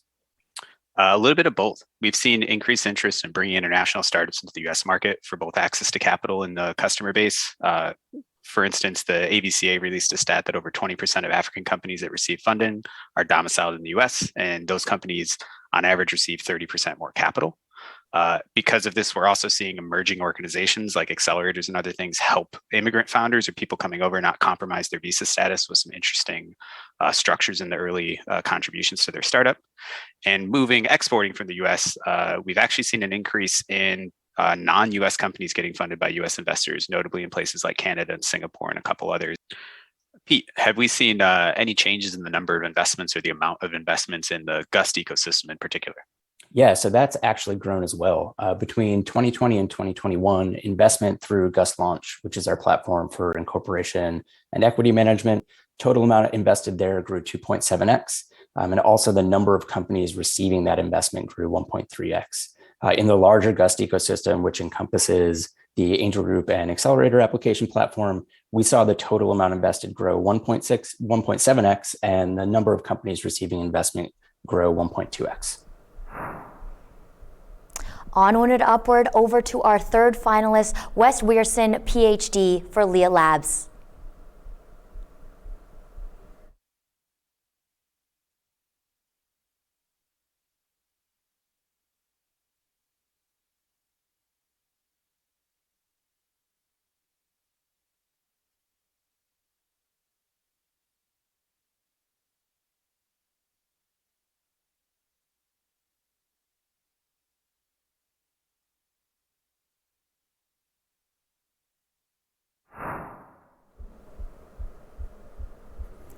Hello everyone, my name is Wes Weirson. I'm founder and CEO of Leah Labs. At Leah Labs, we are engineering a better future for dogs and their humans. Raise your hand if you have a dog. All right, come on, put your hand up. Statistically speaking, about 66% of you have your hands up, and probably more of you have 1 or 2 or 3 dogs. So this dog right here on the slide, that's Layla. She's my chief inspiration officer. I call her that because a few years before I founded Leah Labs, I took her to the vet with this sore on her chin. Was referred to a veterinary oncologist, and the oncologist on site said, oh, this is a mast cell disease, your dog has cancer. Here's the treatment options. So because mast cell disease, the standard of care is surgical resection, they would have to take that out, but because of where it was, they would have to remove half of her jaw. Yes, they told me that my dog would have half of her jaw removed, she could walk around, her tongue would hang out, she'd be drooling, but that would be the best standard of care for her. I thought that that was ridiculous then, and I still think it's ridiculous. Luckily, it was just a deep tissue infection. She was misdiagnosed, but that still sticks with me today. And at Leah Labs, we use living immune cells to fight cancer. We're flipping the script on this. We use T immune cells that are found in all of us and genetically reprogram them using technology that I developed as a graduate student to turn them into CAR T cells. CAR stands for chimeric antigen receptor. And this is a fusion between an antibody region that binds to specific shapes found on cancer and the T cell receptor, which activates an innate T cell killing response. In this way, when you re-engineer these cells outside the body, put them back into the body, they seek out cancer, they recognize it like a lock and key, and they destroy it. This technology is FDA approved. There are 6 products for 5 different cancer types right now on the market, and there are hundreds of FDA clinical trials ongoing. There are 80% response rates as a last line therapy. Quite literally, patients on their deathbeds with no other options are given CAR T cells, and it saves them. And in fact, we can now conclude that CAR T cells can actually cure patients, according to Dr. Carl June. So, we're the first company to propose this for dogs, and we know that it works. There are 6 million cases of cancer in humans' best friend every single year. 1/3 of dogs die of cancer, half of dogs aged 10 and up die of cancer, and cancer affects all sizes and all ages of dogs. When a pet gets sick, current treatments are outdated, expensive, and non-curative, like surgeries, chemotherapies, and radiation. Just one type of cancer, it's called B-cell lymphoma, kills 250,000 dogs every single year. The standard of care for this is called CHOP chemotherapy. It's a repurposed regimen from humans back in the 1970s into dogs in the 1990s. For the past 30 years, treatments haven't gotten any better. It takes 12 to 16 trips to the vet over 5 months, costs $7,000 to $12,000, and really only buys 10 to 12 months of life. It's a non-curative standard of care. At Leah Labs, our CAR T-cell therapy will take 2 to 3 trips to the vet, costs $5,000 to $7,000, and extrapolating what we know from humans, we expect a curative endpoint for this type of therapy. Conversations with key opinion leaders and veterinary oncologists say that there's about 50,000 dogs that are treated every single year with B-cell lymphoma. At a $2,500 vet cost for our CAR T-cell product, capturing just 20% of that market is a $25 million a year market opportunity. Now, we know that we can grow this with a product that actually works, is more affordable, and takes just 2 or 3 trips to the vet instead of 5 months of trips to the vet. That's very prohibitive for a lot of dog owners that want to treat their pet, but they just can't afford to take that time off of work. So there has never before been a blockbuster in veterinary oncology, but I would argue that the technology to enable this has never before been possible for our furry family members until now. In fact, we think that there's a significant opportunity for cell therapy to disrupt the current cancer treatment paradigm in pets. There are human clinical stage CAR T cells with analogous canine cancers across all of these organ systems that are color-coded so you can follow. In brain cancer, urinary cancers, lung cancers, blood and bone marrow, soft tissue cancers, and bone cancers. All of these have shared mutations in dogs and humans, shared clinical targets for CAR T cells in dogs and humans, and there are currently clinical trials ongoing for humans right now. We call this the One Health model, where we can compare diseases and treatments across humans and dogs. So here's our oncology pipeline as it stands today. Right now, we are fully funded to get our first product into dogs. In fact, we just expect a few more weeks for our regulatory and paperwork to get through, and we're ready to treat dogs. We've already shown that our product is safe in lab beagles, and now we're ready to go out into the real world, into someone's pet, and start to help them. With our $1.5 million seed round, we're going to be able to expand our pilot studies that we're launching over the next year, and even start to think about a next product for a different type of cancer. All this is to say that we'll get to the value inflection point of identifying a lead asset on this funding, at which point we'll raise a $10 million Series A to get our first product through conditional licensure and onto the market, while we continue to develop our additional pipeline products. And what's so cool about this in dogs is that almost no pivotal clinical trials fail because efficacy is established in the target species before the official trials even started. This is a quote from Dr. Linda Rhodes, who is a veterinarian and co-founder, actually founder, former CEO of Eratana Therapeutics that was purchased for $250 million. Because we're doing our studies in the actual patients that we know we're going to treat in the market, getting those through into conditional approval is a formality into the manufacturing process for the USDA path of approval. And so that's who we're regulated by, is the USDA Center for Veterinary Biologics. This pipeline takes 3 years and $10 million to get to market, whereas the US FDA takes over 10 years and over $1 billion to get to market. And one of the reasons it takes this long is because the current drug development paradigm sucks. It's called translational medicine. We give induced disease to monkeys, pigs, or mice. We transplant tumors into them when they're immunocompromised. This is an ethically fraught process. And we know that translating from mice to a human, something that's 2,000 times bigger, just doesn't work. Here's the FDA approval process. You go from 5,000 to 10,000 compounds into the preclinical path, then clinical trials where you get 5 drugs in and maybe one of those. So 1 in 5,000 will actually get to market. These are not great odds and billions of dollars in wasted money. But if you think about it, there's 100 million models of human diseases that live in our houses and are currently underappreciated and overlooked for drug development. Of course, these are our pets. We think that we will be accelerating cell therapy discovery using spontaneous disease and compassionate treatments. Focusing on the drug discovery and preclinical development areas, we think that we can use the real world to de-risk and accelerate the discovery of preclinical assets to identify hits and misses long before phase 1 trials and those tens or hundreds of millions of dollars investments that human pharma companies have to make to get there. So we call this our discovery engine for reverse translational medicine, where we can partner with human pharma companies, run discovery trials in actual patients that have spontaneous disease, give that data back to human pharmas that are going to continue that on. But then we can also think about our own development pipelines and licensing back to human pharma. And all along the way, any hits that we get from human pharma or on our own discovery trials under very little regulatory burden, we can think about commercializing ourselves. And this way, we really are helping pets and their humans. And in fact, we're already building this into the foundation of Leah Labs. We're starting a pipeline to think about dog dementia, which of course is a really great model for human Alzheimer's disease. We're working on this with some Mayo Clinic collaborators. Of course, autoimmune diseases are really prevalent in dogs and in humans, like IBD and Crohn's disease. And in fact, we just got funded by the NIH to develop a phase 1 SBIR for a proof of concept for a cell therapy for autoimmune diseases. And of course, we're focused on cancer. First, B-cell lymphoma, then thinking about osteosarcoma or different gliomas, really high impact cancers that humans get that we need better treatments for dogs. So here's our scientific founders and board. It's myself and my co-founder, Dr. Alex Abel, who are full-time with the company. He's a VP of cell biology. He's an immunologist. He's a master at immunology and cell therapies. On our advisory team, we have Dr. John Moschel, who's a veterinary pharmacologist who spent time at Roche and Novartis. He helps us with our clinical trial design and data analysis. Dr. Saad Kandarian is a physician scientist at Mayo Clinic. He's actually an inventor on the CAR T-cell therapy patent that's licensed to Novartis that currently treats patients today. He treats patients at Mayo Clinic with his experimental CAR T-cells that he's developed in his lab at Mayo Clinic. Dr. Steve Ecker is an entrepreneur with an exit and our board director for us. And Dr. Frank Prendergast is another entrepreneur. He's a founder of Mayo Clinic Cancer Center, the Mayo Clinic Center for Individualized Medicine, and he was on the board of Eli Lilly Cancer Company for almost 2 decades. We have the pedigree of a founding team to get this done, and we're currently recruiting a research scientist and a research technician on our funding round to help us continue and accelerate. So we're raising $1.5 million to identify a CAR T-cell lead asset for USDA CVB registration and to expand our discovery engine. Our funding to date comes from Y Combinator.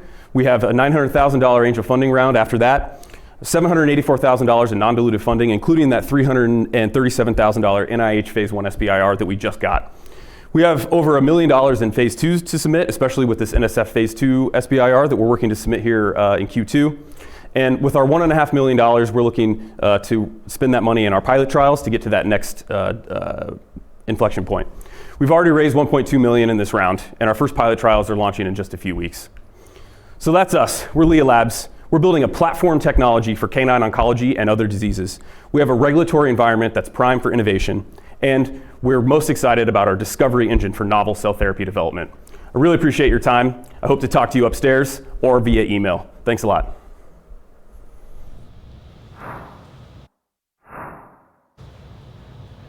Thank you, Wes.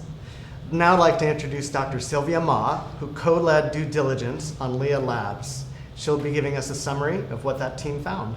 Sylvia. Thank you so much, Brian. I am here as the team representative for our due diligence team for Leah Labs, and it consisted of Karen Aiken, Larry Kessling, Scott Sagert, and Linda Tan. Life Engine Animal Health Laboratories due diligence report was led by Karen Aiken and myself. The team liked the de-risked technology that is unique to the veterinary market, offering a new therapeutic option whose benefits really set it apart from the competition. Led by a team whose great bench strength is able to capitalize on their Mayo Clinic lab space. This team is led by an extremely collaborative, passionate individual with a very targeted vision. During the due diligence process, the team identified several potential risks and ways Leah might mitigate those risks. Like all startups in the life science space, Leah has a longer sales cycle, which is mitigated by previous clinical experience in human health and their ability to receive approvals through the USDA, meaning an approval cycle of less than 3 years versus greater than 10 years. Due to very successful equity crowdfunding campaign, their cap table sent up some orange flags for us, which are already in the process of being mitigated by combining those investors to a single investment line.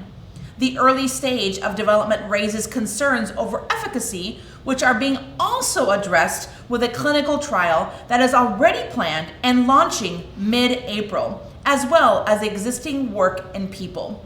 Well done.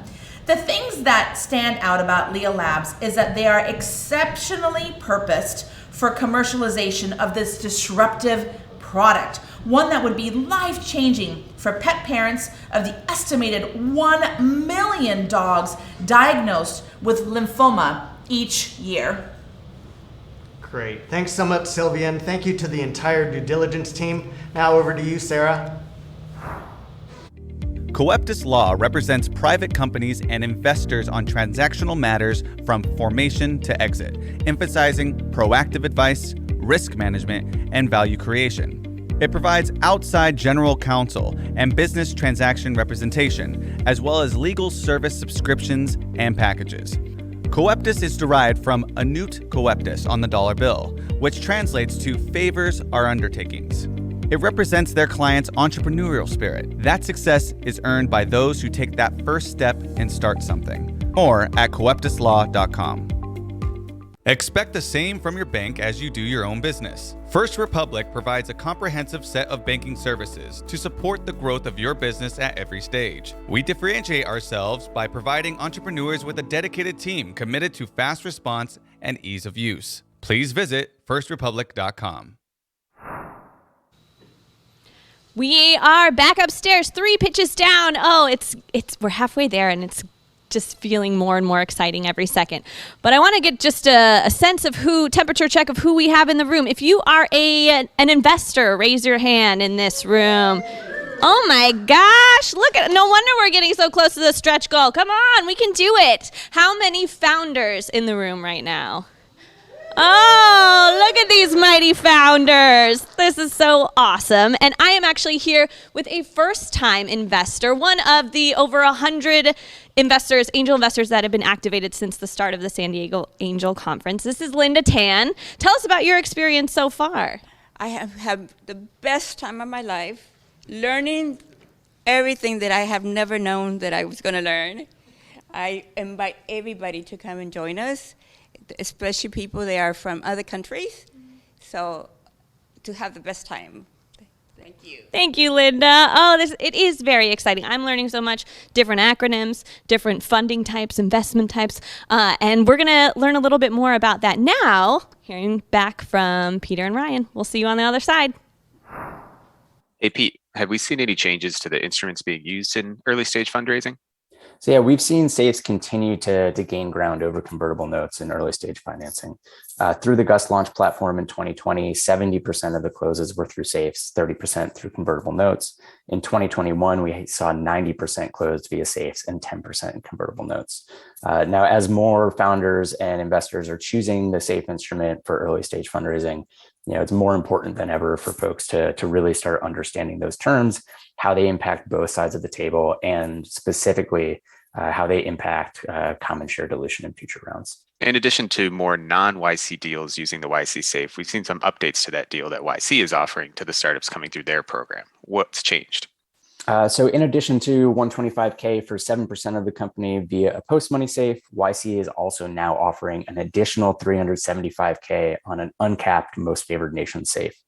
This is good because it will offer more capital to founders, give them more room to maneuver, but it's likely going to change the dynamics of fundraising pre-demo day. And there's some concern that this is going to squeeze out early stage VCs and other early stage investors because they won't be able to get the ownership percentages that they're targeting. Hello, angel investors. Please help me welcome our 4th finalist, Caitlin Morse from Brain Science Space.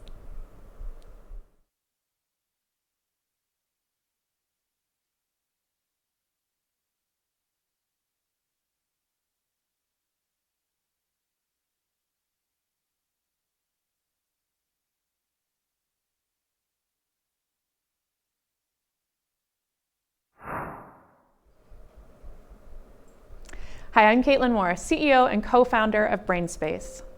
About 88% of Americans do not live within 1 hour of emergency neurocare.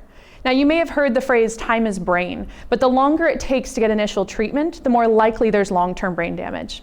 Now, it might be that that's the case that you're in a rural environment like my co-founder, but it could also be simply getting across traffic in a city like Los Angeles. There are also over 2 million Americans that are currently living with a treatable form of dementia. This is called NPH, and it is created by excess pressure from fluid in the brain. Now, not only is this a problem because we have 2 million families that don't know they could get their loved one back, but it also means that we have a lot of waste in the healthcare system. These patients are often ending up with spine surgeries or having bladder surgeries that are unnecessary because they're left undiagnosed. Today in the US, only 5% of these patients have been diagnosed and receiving the care that they need. These are just 2 examples of the many types of patients that end up with dangerously high brain pressure. Unfortunately, top hospitals today still depend on the same techniques developed in 1927. They rely on a string level based system that means that they're in a high risk situation. Over and under drainage can happen with as little as a few inches of movement from that patient. It means that nurses are having to continuously recalibrate those patients, and it also means that the nursing ratios leave these patients in the ICU. In a high risk situation with missing data and labor intensive teams. So BrainSpace has developed a solution that is better for patients, that's simpler for nurses, and that provides the clean, continuous data that neurosurgeons need and that allow researchers to bring new innovations for tomorrow's breakthroughs. Now, when we look at the gold standard today, what we see is a combination of that string level based system I was telling you about, called a manometer, plus a pressure transducer, plus a cable, and then a pressure monitor. What BrainSpace is replacing all of that is still a gravity-based system that neurosurgeons trust, and we are adding the ability for patients to move, to get up, to do the post-operative physical therapy that they need, as well as overall reducing the time that the patient spends in the ICU. Now, when we look at the market today, it's about an $890 million market made up of 3 primary types of patients, and those are all found in the neuro ICU, our beachhead market. In the first category, we're looking at neurotrauma. These are patients who come in through the ER, through stroke, traumatic brain injury, spinal cord injuries. And the second category is what I was just telling you about with dementia. These are patients that are going to be for 72 hours in the hospital for them to evaluate whether or not a simple surgery could give them their loved ones back. And the third category is surgical recovery. So this is in the cases of spinal injury. This can also be when a skull-based tumor is being removed, and even with TAAA. So there's a number of different surgeries where we want to intentionally reduce the pressure. And that's really to make sure that we can see healing and avoid recurrence back into the ICU. Now, when we talk about nurses, we've talked about doctors, we've talked about patients, but ultimately our customer is the hospital. And when we look at what this benefits hospitals, where we see is a really clear ROI around the ICU bed. Now, as many of us learned during COVID, ICU beds really dictate what can be done within the hospital. There were many surgeries that were canceled, things that don't even really feel elective, like cancer biopsies, right? That's because there weren't enough ICU beds. Hospitals' ultimate bottom line is dependent on whether or not they can perform those surgeries, and you can't do the surgery if there isn't an ICU bed in case of complications. So we see that ICU as really the key congestion point, not only for the OR, but also for the ER, resulting in ambulances being diverted, resulting in surgeries being rescheduled, and ultimately resulting in lower revenue for the hospitals. So there is a significant motivation to keep those ICU beds open. And when we think about 2/3 of the market today, what we're seeing is that those patients don't actually need to be in the ICU. The drain is the only reason they're there for those spine patients. So if we're able to provide a device like what BrainSpace will offer to be able to move those patients out of the ICU, that's a better situation for the hospital, and it sees a clear return for their company. And beyond the first product, we actually have a whole pipeline of products that are patent pending. So we go from managing the brain and spine, additional products in blood pressure perfusion and abdominal pressure. These are also in the ICU, so these are the same population of buyers, but there are additional cases that are needed.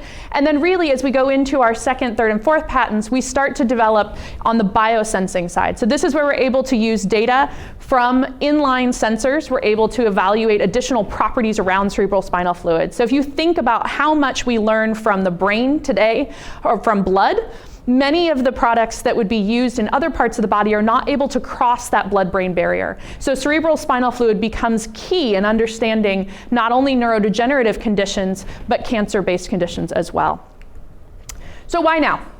This has been a problem since 1927. Why are we fixing it today? Well, there are 3 key reasons that this is important. The first is that we have an aging population. This means that not only do we have more patients over 80, where you see a much higher rate of these needs, but we also have the neurosurgeons, the neurointensivists, the neuro-ICU nurses, all retiring at a faster rate than their replacements are being trained. So we're hearing from hospitals that even before COVID, they were seeing shortages, and those have only gotten worse with ICU nurse burnout.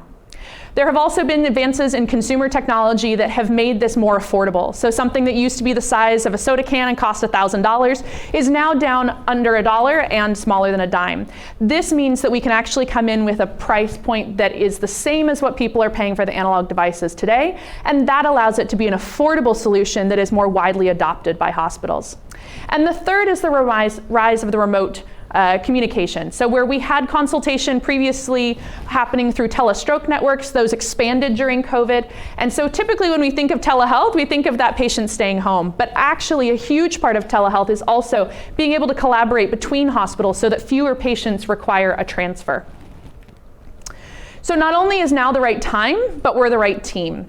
Our team has a background in medical device development. We have spent more than a decade in medical devices, bringing products like this through to market, working with other startups, and have built that experience. My co-founder and I have spent the last 8 years across 3 companies collaborating, and we have good synergy there. We've also been able to bring on expert advisors. So we went out and recruited people who had expertise in the specific problems that we were looking to solve from the top academic institutions, as well as the level 1 trauma centers in more rural regions. We've also been talking with a number of other experts across the space to make sure that we develop something that works with the variety of clinical workflows that are out there. We have made efficient progress leveraging that expertise. So when you think about a typical medical device process, you're going to see that benchtop version being done with grants, and you're going to see that first commercial prototype being done with $3 to $4 million in seed funding. We were able to bootstrap with that because of our expertise, hiring the types of teams like we already have. And so what we've been able to do now is put that device into the hands of users. So we've been able to get more than 175 interviews at this point, as well as over 50 hands-on demos, to make sure that we're getting feedback from the people who would be using the device before we bring it into the market. This has allowed us to be extremely capital efficient. And even just in the last few months, during this San Diego Angel Conference, we've made considerable progress. So our team, we've been able to hire an additional electrical engineer, which has given us better bench strength on our R&D team. We've brought on a firmware consultant who spent 30 years developing products in this space. And we also have a process development engineer and a quality engineer that have worked with us previously and are so excited about what we're doing that they've been coming in a advisory capacity so far. We've also been engaging with our users. So we had an IRB approval last month that allowed us to start our nursing utilization study, where we've already enrolled more than 130 nurses. We've been meeting with both expert nurses as well as the non-experts to make sure we have a solution that meets the variety of needs that are out there. And our commercial prototype, we have been able to continue to iterate based on user needs and feedback requests to be able to continue to see that progress. During the last 2 months, we've also developed additional IP and filed our 3rd and 4th patents. And we've been able to build relationships with strategic companies in the space, as well as those later stage VCs, to really understand what the trajectory looks like and what the future milestones need to be. And we've even had some people in some of the events we've had approach us saying that they're leaders in a given company and they'd be interested in working with us in sales. So when we think about where we are with BrainSpace, we have a compelling value proposition and a deep pipeline. We have a strong founding team who knows how to bring products to market in a capital efficient way, and we have a big vision for a highly profitable and highly meaningful business. Winning SDAC would allow us to continue to move forward towards our goal of FDA clearance and get this product into the hands of patients and their providers as quickly as possible. So we hope that the members of SDAC will join us on our adventure with BrainSpace. Thank you very much. Welcome back to the Due Diligence Studio. I'm here with Rachel Hart, the Due Diligence Lead for BrainSpace. Rachel? Thank you, Misty. We had such a great due diligence team for BrainSpace, and I'd like to thank my co-leader, David Lipsitz, who helped very much with this presentation. The team was really impressed with the extensive experience of 15 plus years that Caitlin and Stephen Morris each have in the medical device industry. Prior to BrainSpace, they owned a consulting company specifically in this field. We also really like the disruptive technology that BrainSpace has created for patients with high intracranial pressure. They developed a better way to monitor and manage these patients that is not only cost competitive, but will save staff time and reduce patient complications, which means less time in the ICU. Lastly, the BrainSpace team has great capital efficiency. Their initial $3 million raise will get them to FDA clearance, which is really impressive and almost unheard of in medical devices. And their Series A raise of $8 million is the final funding they plan to raise, since they're confident it will get them to profitability. During the due diligence process, the team identified a few potential risks and ways that BrainSpace might mitigate those risks. The first risk is that their beachhead product, Panama, is still pre-FDA clearance. This device, though, only needs 510(k) clearance to go to market. This is a very streamlined regulatory approach that doesn't need clinical trials to be approved. The next risk we identified is that competitors can be very aggressive in keeping others out of this specific space. BrainSpace has done a great job with their go-to-market plan and communicating with neurosurgeons and neurointensive nurses, getting them really excited about this game-changing product. Financially, they have specific incentives, especially for these early adopters, to get their device into the hospitals, and the cost is comparable to the less efficient product used today. Lastly, is the market size really large enough to warrant the product? BrainSpace seems to be ahead of the game, with future products in the works to not only stay one step ahead of the competitors, but it expands the available market for their products. Now, the one big thing that stands out about BrainSpace is this long overdue disruptive technology that their device brings to market that has neurosurgeons and neurointensive nurses very excited. This product will truly save lives.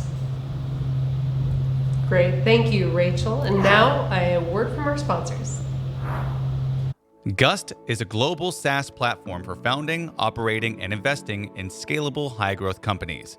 Gust's online tool helps entrepreneurs start, run, and fundraise for companies and provide deal flow and relationship management for investors.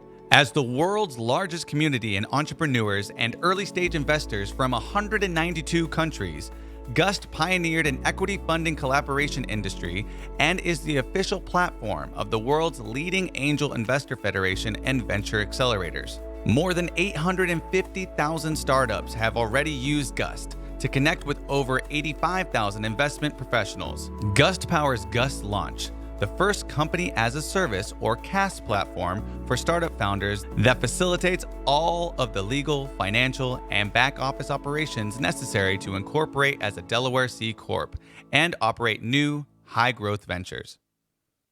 At WeFunder, we help anyone invest in what they believe in, to vote with their dollars on what our society should fund. As a public benefit corporation, we've already helped thousands of founders secure funding, with a goal to fund 20,000 more founders by 2029. In 2021 alone, $236 million was invested in startups with WeFunder, and over $5 billion have been invested in startups after their first raise with us. We are committed in educating new investors with plain language in order to make investing more accessible and democratized while nurturing founders with mentorship, community, and inspiration.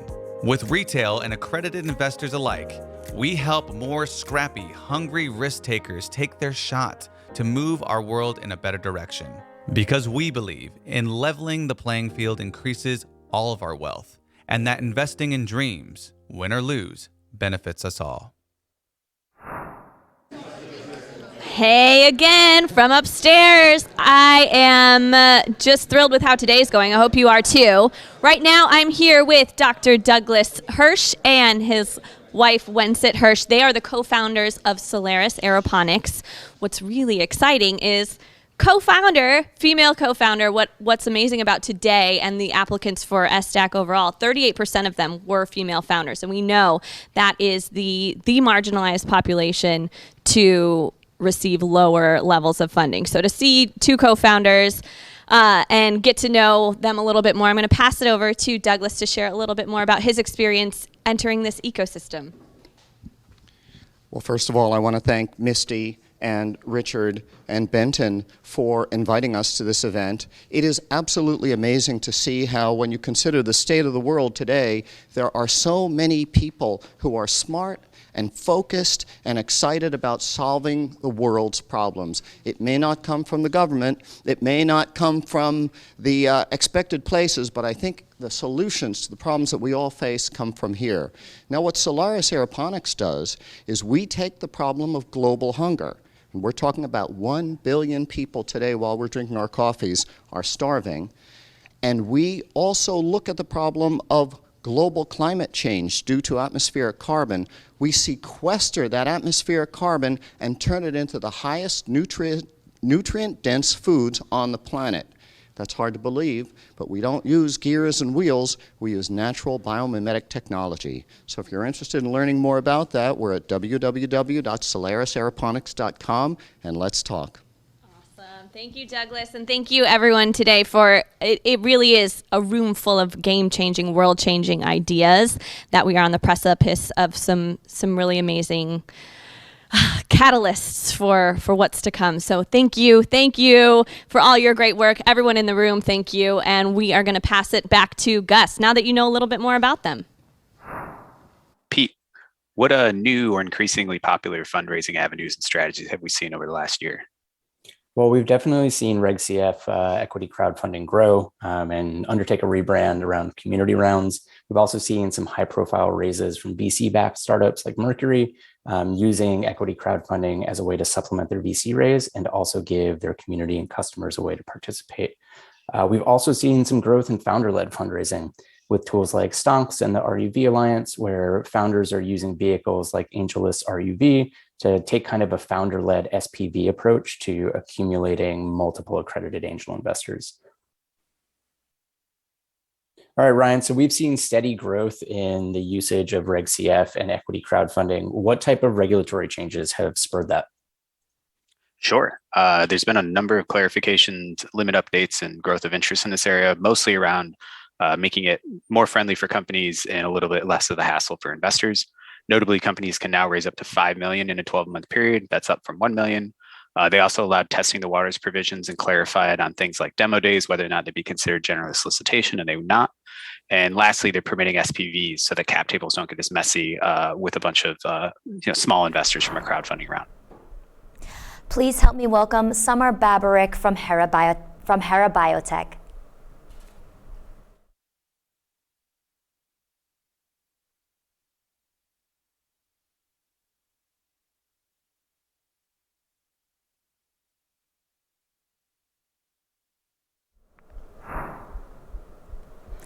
Hello, everyone. It's great to be here today. My name is Summer Babarick, and I'm the CEO and co-founder of Hera Biotech.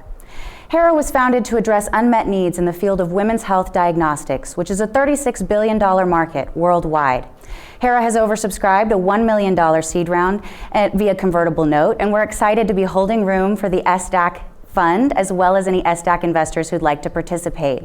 Our note pays 6% interest and offers the better of a 25% discount or a $15 million cap into the next round. Hera presents a unique life science investment opportunity, as our products fall under a special category of tests called LDTs, which are able to go to market and get insurance reimbursement without FDA approval. Now, Hera is excuse me, we have an experienced team, and we have 7 exits in the space, as well as deep scientific expertise across relevant scientific fields, including the researcher who first discovered the gene set our test is based on.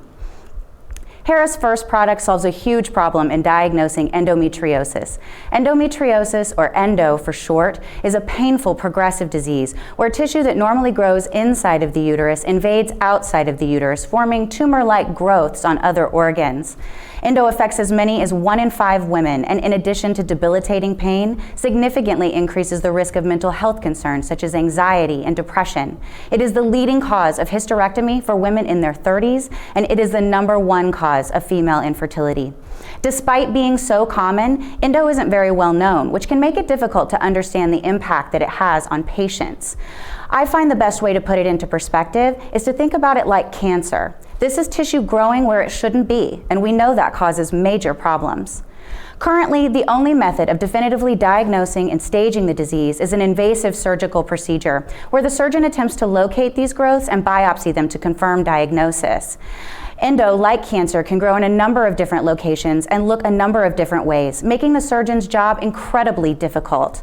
About half of all biopsies are negative, and the procedure, the surgery, is expensive, which we believe is the main reason it takes patients an average of 8 years to receive diagnosis. Quite frankly, patients deserve better. An ideal diagnostic for endo would be non-surgical. It would be cost a lot less than surgery, and it would be reimbursable. In 2018, a company called Dot Lab tried to solve the problem using a blood test to try and diagnose endo.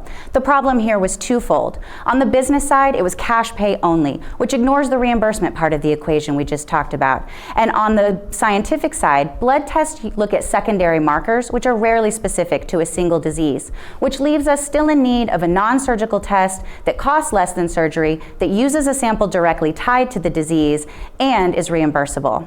Meet Hera's solution, the Mitri DX, a transformative breakthrough that will completely change the diagnostic process for both patient and physician. This is possible because Hera's test is done on the tissue that is the root cause of the problem, the uterine lining, which can be collected non-surgically during an office visit with a doctor with a procedure that is very similar to placing an IUD. Hera's technology has its roots in cancer research, where this method of analysis is used to examine individual cells and tumors and give researchers information about progression and optimal treatment. Hera's inventors applied this method of analysis to the uterine lining, and it revealed a gene set that plays a direct role in both the development and the progression of endo. Further, when this gene set is abnormal, it is well known to cause invasive behavior in cells, which is exactly what is required for endo to form in the first place. Not only did we confirm this in the lab, but we looked at it in patients as well. And when compared to the surgical gold standard, Hera's test performs with 100% accuracy in both diagnosing and staging the disease. With Hera's test on the market, diagnosis becomes a simple, reimbursable process, no more complicated than a routine annual exam. Hera's test falls within the large and growing women's health diagnostic market. In the US, the CDC reports that every year, 3 million women schedule a doctor's appointment complaining of symptoms of endo, making endo diagnosis a $9 billion opportunity, the largest portion of which is in OB-GYN practices. The remainder of the market falls under a segment called fertility solutions, which is a largely cash-pay segment. Going back to the numbers, every year in the US, 270,000 IVF cycles are started. And since endo is the #1 cause of female infertility, this segment provides an opportunity for Hera to start generating revenue even before we have a reimbursement code.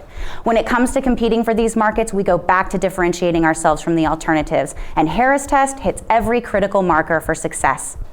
For the fastest path to revenue, we'll offer our product first as an LDT, which, as I mentioned, allows us to go to market and get insurance reimbursement without FDA approval.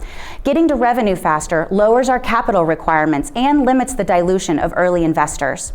Once the LDT is on the market, then we'll seek FDA approval for the test, as this will significantly add value to the company and expand our licensing opportunities. For the approval, Hera will follow the de novo application process, which on average takes 11 months to receive clearance, and that timeline can be expedited should we receive something called breakthrough designation. Our projected incomes are driven off an average reimbursement of $3,000 and a conservative adoption rate. We are confident in this reimbursement amount for 2 reasons. 1, it's consistent with what other diagnostics are currently receiving. And 2, Hera's test qualifies for a program that would allow Hera significant input into the pricing of our test. In terms of going to market, we can go about it a couple of different ways. Either Hera commercializes the test ourselves and would acquire the staff and facilities to do so, or we could partner with a large company that has a lab and an established network of physicians, like a Hologic, who's the market leader. Our current financials reflect Hera doing it ourselves and are fully loaded to support the commercialization and marketing of this test, as well as bringing another test or 2 along in a product pipeline. Alternatively, should we choose to partner, it would lower our capital requirements, and we would likely be acquired prior to FDA approval. Speaking of acquisitions, I'd like to take you through a couple of exit scenarios. There's a lot of options on the table here, but for the sake of time, I'm going to cover the high and the low. On the upside, Hera would look to exit at a 60x multiple on our current cap, and this would likely be the result of an IPO following FDA approval. Alternatively, should we be acquired prior to receiving FDA approval, it would likely be closer to a 20x multiple on our current cap, as we wouldn't have the additional tests or the FDA approval adding value. In terms of interest in Hera, we've had preliminary conversations with Hologic regarding a collaboration to commercialize the LDT. We're under NDA with a large pharma company who would like to use our product in their clinical trials, and a representative from the New York Stock Exchange is actively working to solicit Hera's listing on their exchange. Something I'm particularly proud of is the team behind this technology. In startups, unexpected things happen, but we've put together a rock star team who has experienced the unexpected and brought products to market before. A great example of how our experience serves us is in our ability to execute. We began deploying funds in January of this year, and we're on target to kick off our 80-patient proof of concept in Q2 and submit a pre-submission meeting with the FDA in Q3 of this year, where we'll seek their buy-in that they'll consider breakthrough designation. Should we get their buy-in, we'll absolutely file for breakthrough designation as part of this round. And those are the primary objectives for this use of funds. We would love to see the SDAC fund participate as well as SDAC investors, and we're happy to work with individual investors on an SPV if that helps them get to participate. I'd like to highlight just a couple of things in closing that make Hera stand out. We are proud to be a female-led hard science company innovating in women's health, and we have data and patience. We have strong go-to-market IP and business model strategies, and we have excellent consultants and attorneys helping us execute.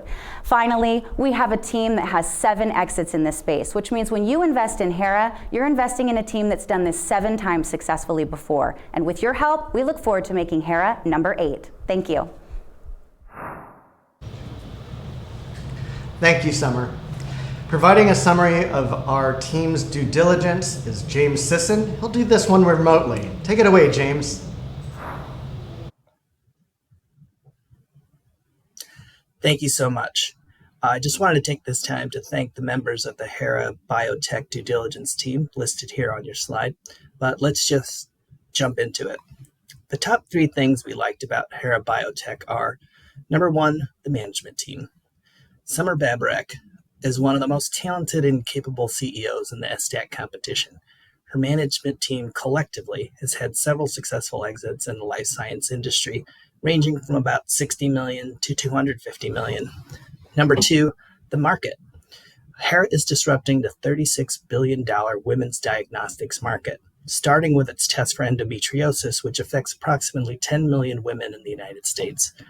The current standard of care is diagnosis via invasive surgery, which is about accurate only half the time. Hera claims that its non-invasive, tissue-based diagnostic can deliver nearly 100% accuracy, far exceeding the standard of care. Number 3, the strategy. The use of single-cell analysis is established science for diagnosing multiple cancers. Hera Biotech is the first to apply this science to diagnosing endometriosis, giving them a first-mover advantage in the market. Risks and mitigation. We've identified 3 potential risks. Number 1, navigating the regulatory landscape. Number 2, generating revenue through sale of a laboratory-developed test, or LDT for short. And number 3, protecting their intellectual property. The next 6 to 12 months will be critical for Hera. Although FDA approval is not required to sell LDTs, Hera will delay the launch of its LDT until after the 120-patient validation study in 2023. By that time, Hera will have enough data to validate its claims, market its breakthrough diagnostic, and hopefully secure FDA approval by 2025. Hera has hired a top-tier law firm, Goodwin Procter, to help them navigate the regulatory landscape, protect and strengthen its IP, and position them for successful exit. It also helps that the management team has done this before and knows what to expect. And finally, the one big thing, Hera's passion for women's health. Hera Biotech believes that the test for endometriosis should be a part of a woman's annual exam. Women who suffer from pelvic pain have questions, and Hera Biotech may have answers that could potentially change the arc of a patient's treatment. This could be a game changer for women's health. Beyond diagnostics, Hera believes their innovations could impact the adjacent $5 billion fertility market and create a baseline for measuring drug effectiveness for other conditions. So it's going to be really exciting to see how Hera will execute in this space.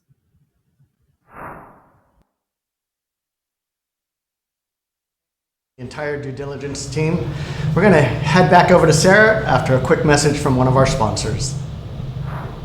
LivePlan helps entrepreneurs think through every aspect of your business so you're twice as likely to succeed. Browse hundreds of sample business plans that cover every industry imaginable. Follow step-by-step instructions that show you what to write in every section of your plan. Clarify and vet your ideas in 30 minutes by creating a one-page pitch. Then, use it to easily explain your business opportunity to investors. Build accurate financial reports. No more messing around with spreadsheets. LivePlan guides you through a simple process for building financial forecasts and reports for your business plan. Wow lenders with your proven format. LivePlan users have raised millions in funding. Learn more at liveplan.com. Founded in 2012, Stella connects women founders and investors to the right resources at the right time in their journeys. From ideation to funding to exit, women founders and investors look to Stella for its powerful constellation of support made up of an inclusive community, curriculum, advisory services, funding opportunities, and access to capital events, including a multi-city oxytocin tour and their annual Women's Fast Pitch and Women's Venture Summit. Let's connect the stars together. To learn more, visit stella.co. Welcome back upstairs. We've heard from 5 pitching companies so far, 1 to go. These are game-changing, world-changing solutions, but they cannot happen without capital. So we are so excited to be growing this fund, to have so many investors here. And ultimately, everyone, what is our goal? Get to yes is the goal. We have one more company to hear from, and yeses are abound today. So we're going to hear from Peter and Ryan one more time with Gust, and then we'll hear from our final pitching company. Pete, we're seeing exciting developments in financial services for startups offering new ways to extend runway between rounds. What kind of offerings are they providing to startups? Yeah, so this is super cool. It's helping startups really build additional leverage between rounds and helping investors in those rounds build additional alpha. So we're seeing companies like CapChase, Pipe, and Lighter Capital that are all offering new and slightly different takes on leveraging recurring revenue for growth capital. We've also seen Brex and Mercury launch revamped venture debt products in the past year. And we've seen companies like Ramp working directly with startups to help them negotiate contracts with enterprise service providers. Ryan, there's been a lot of talk about DAOs and Web3 and how they're going to influence the startup space. Can you give us a little information about how that's impacting investing and corporate structure? Sure thing. So investors are still by and large investing in traditional corporate structures, but there has been an emergence of things like side letters or riders that give them future access to what might pop out of something like a DAO or a token offering, or whatever Web3 kind of adjacent thing a company might be going after. We're also seeing states like Wyoming take the lead in merging DAOs and legal structures with kind of an LLC DAO, and leading VCs doing a lot of research in that area. But right now, it seems like while there's a lot of uncertainty in space, the least risky way to think of DAOs and Web3 are a new operational layer underlying the existing legal structures that most of the investment space is used to. Please welcome our sixth finalist, Zora Chung with Rejewel.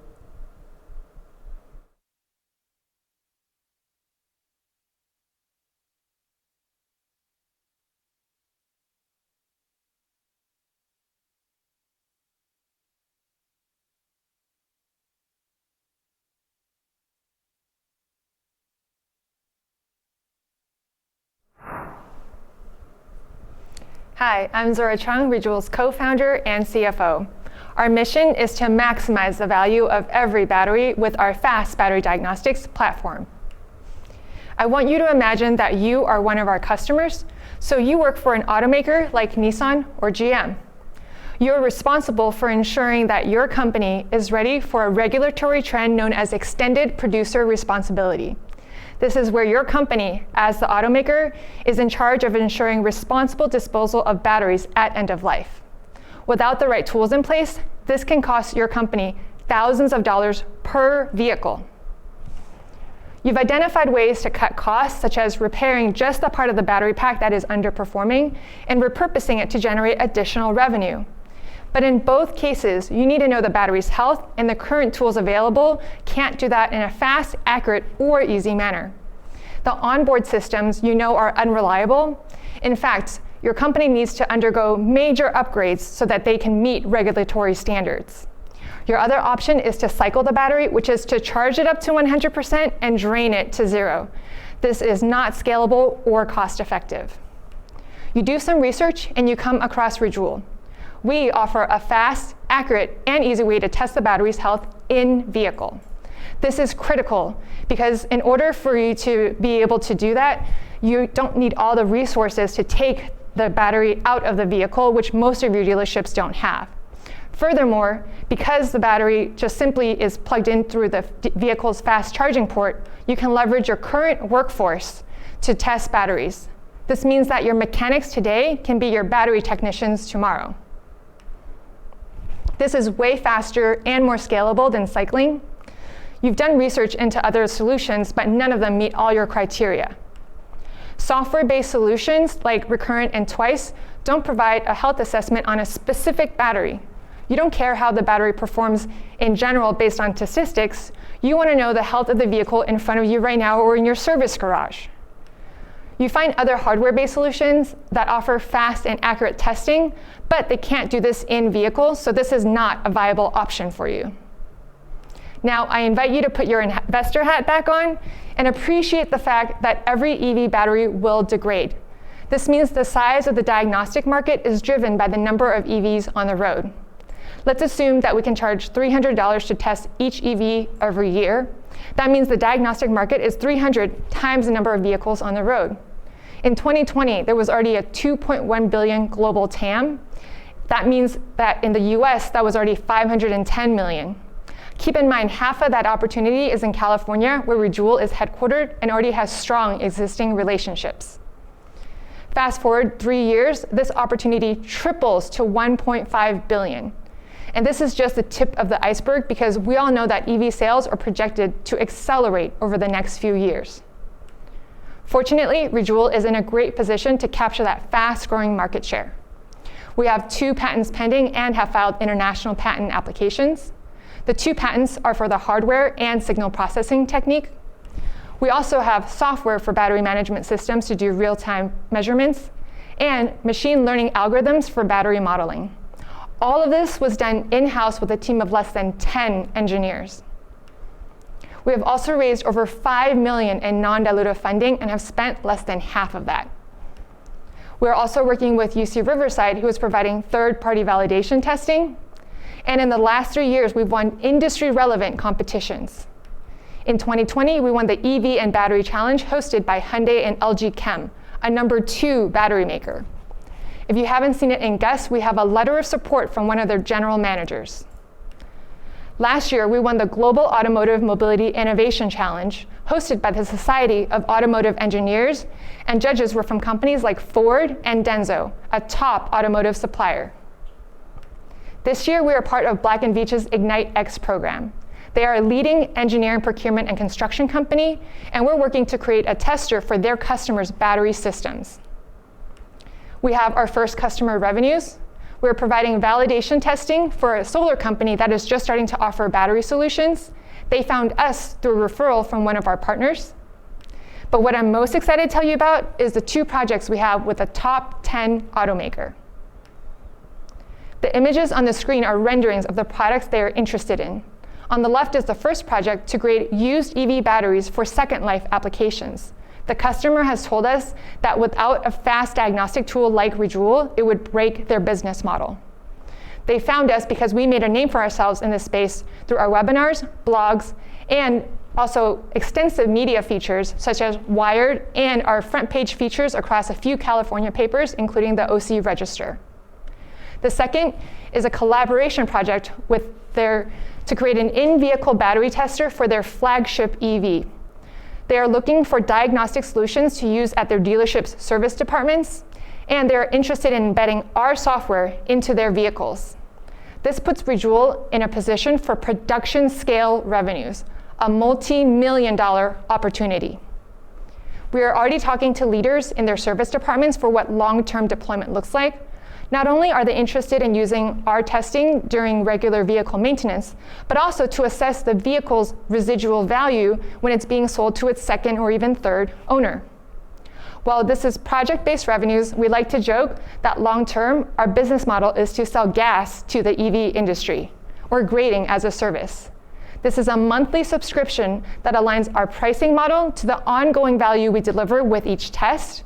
And this also allows us to scale and grow with our customers as the number of EVs they have to test continues to go up each year.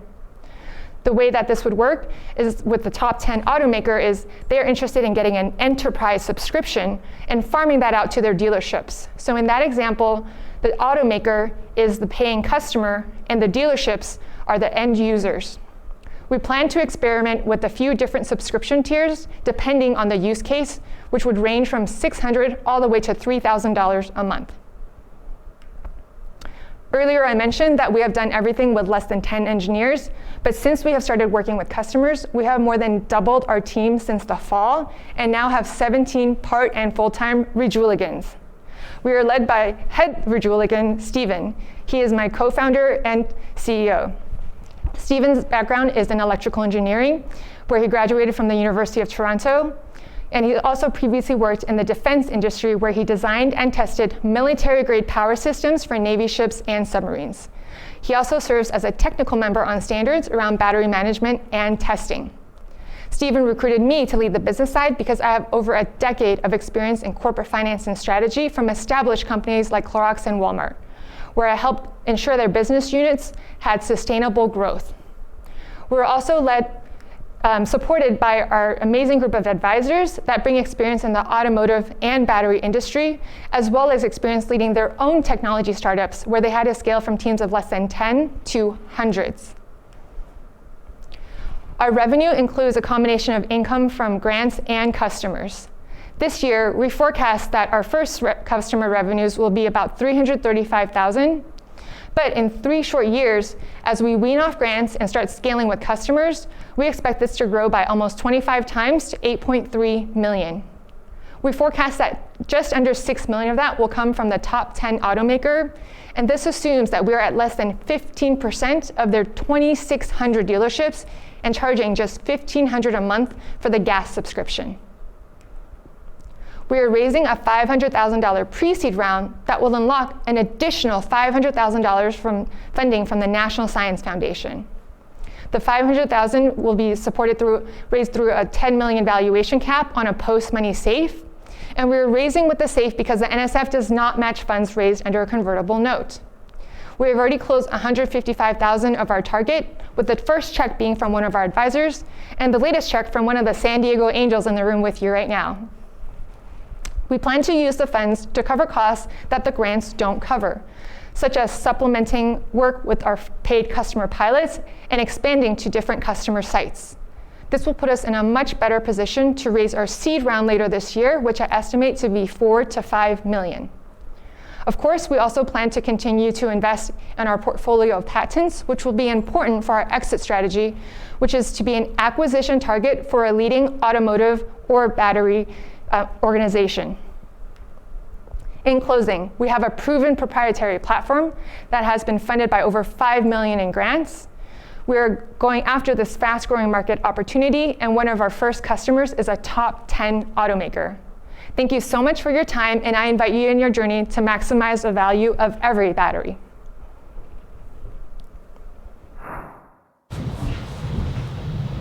Hi and welcome back. We're going to go over to Chris Carey, who's the due diligence lead for Rejual. Chris?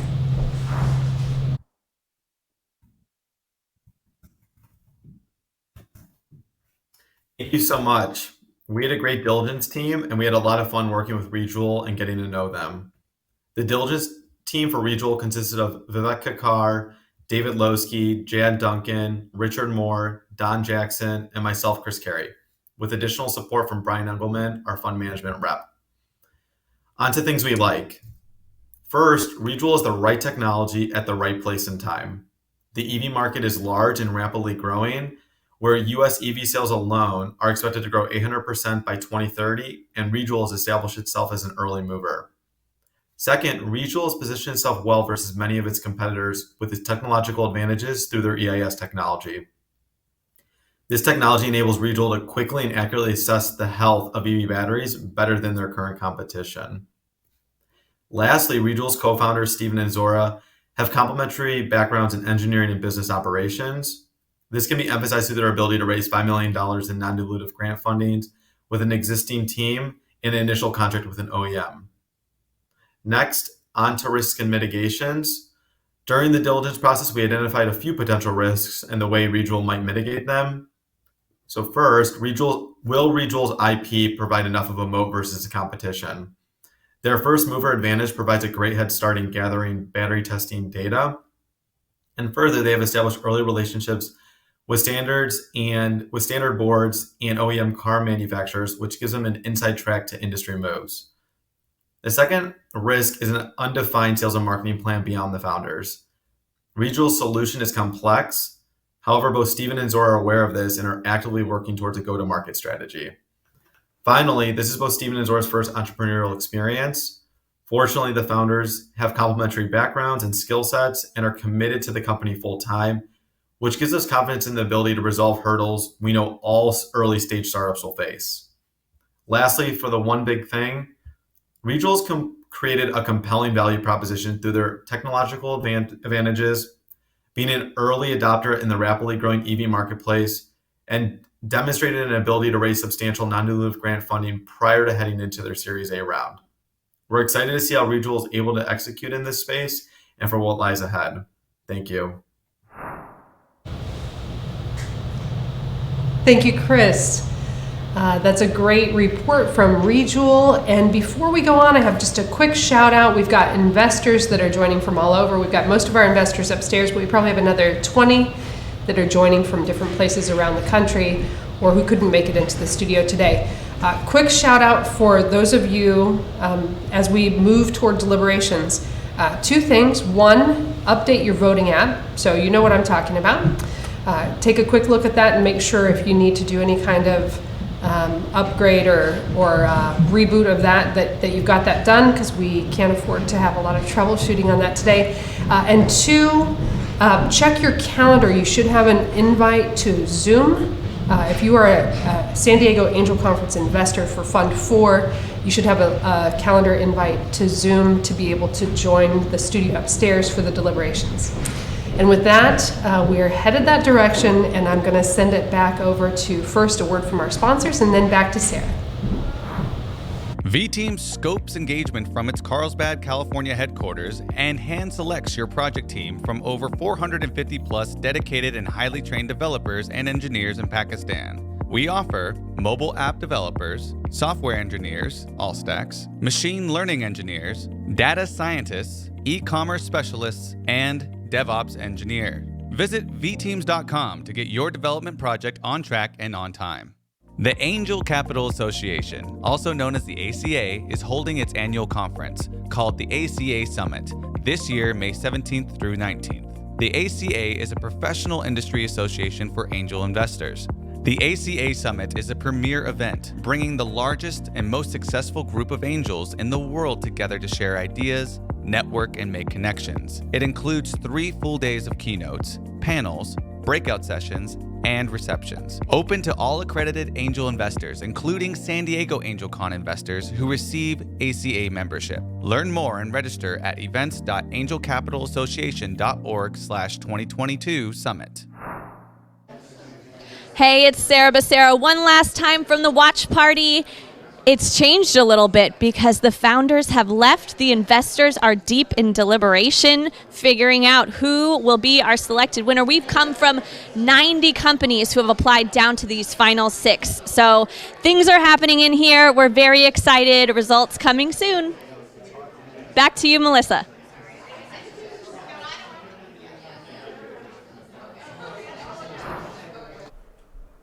And finally, a huge thank you to all the AngelCon sponsors.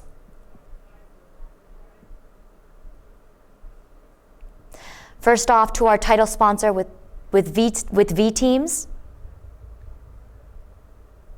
Our platinum sponsors, Mintz and ClearPoint Agency.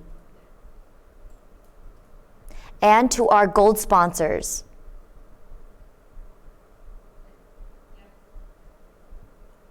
and of course, our silver sponsors. As we mentioned at the beginning of the program, there's a role for each and every one of you today. We'd like to invite you to vote for the company that you like best. While the investors deliberate, we'll do our own voting and see how the audience vote compares to the work and all the information that has been considered by investors over the last 3 months.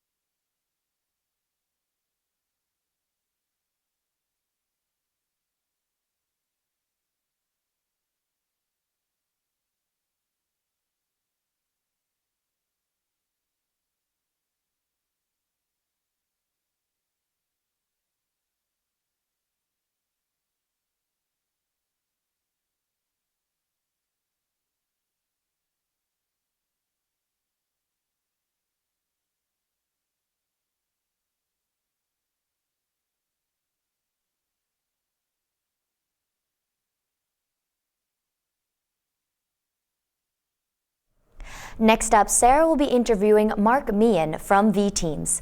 Sarah?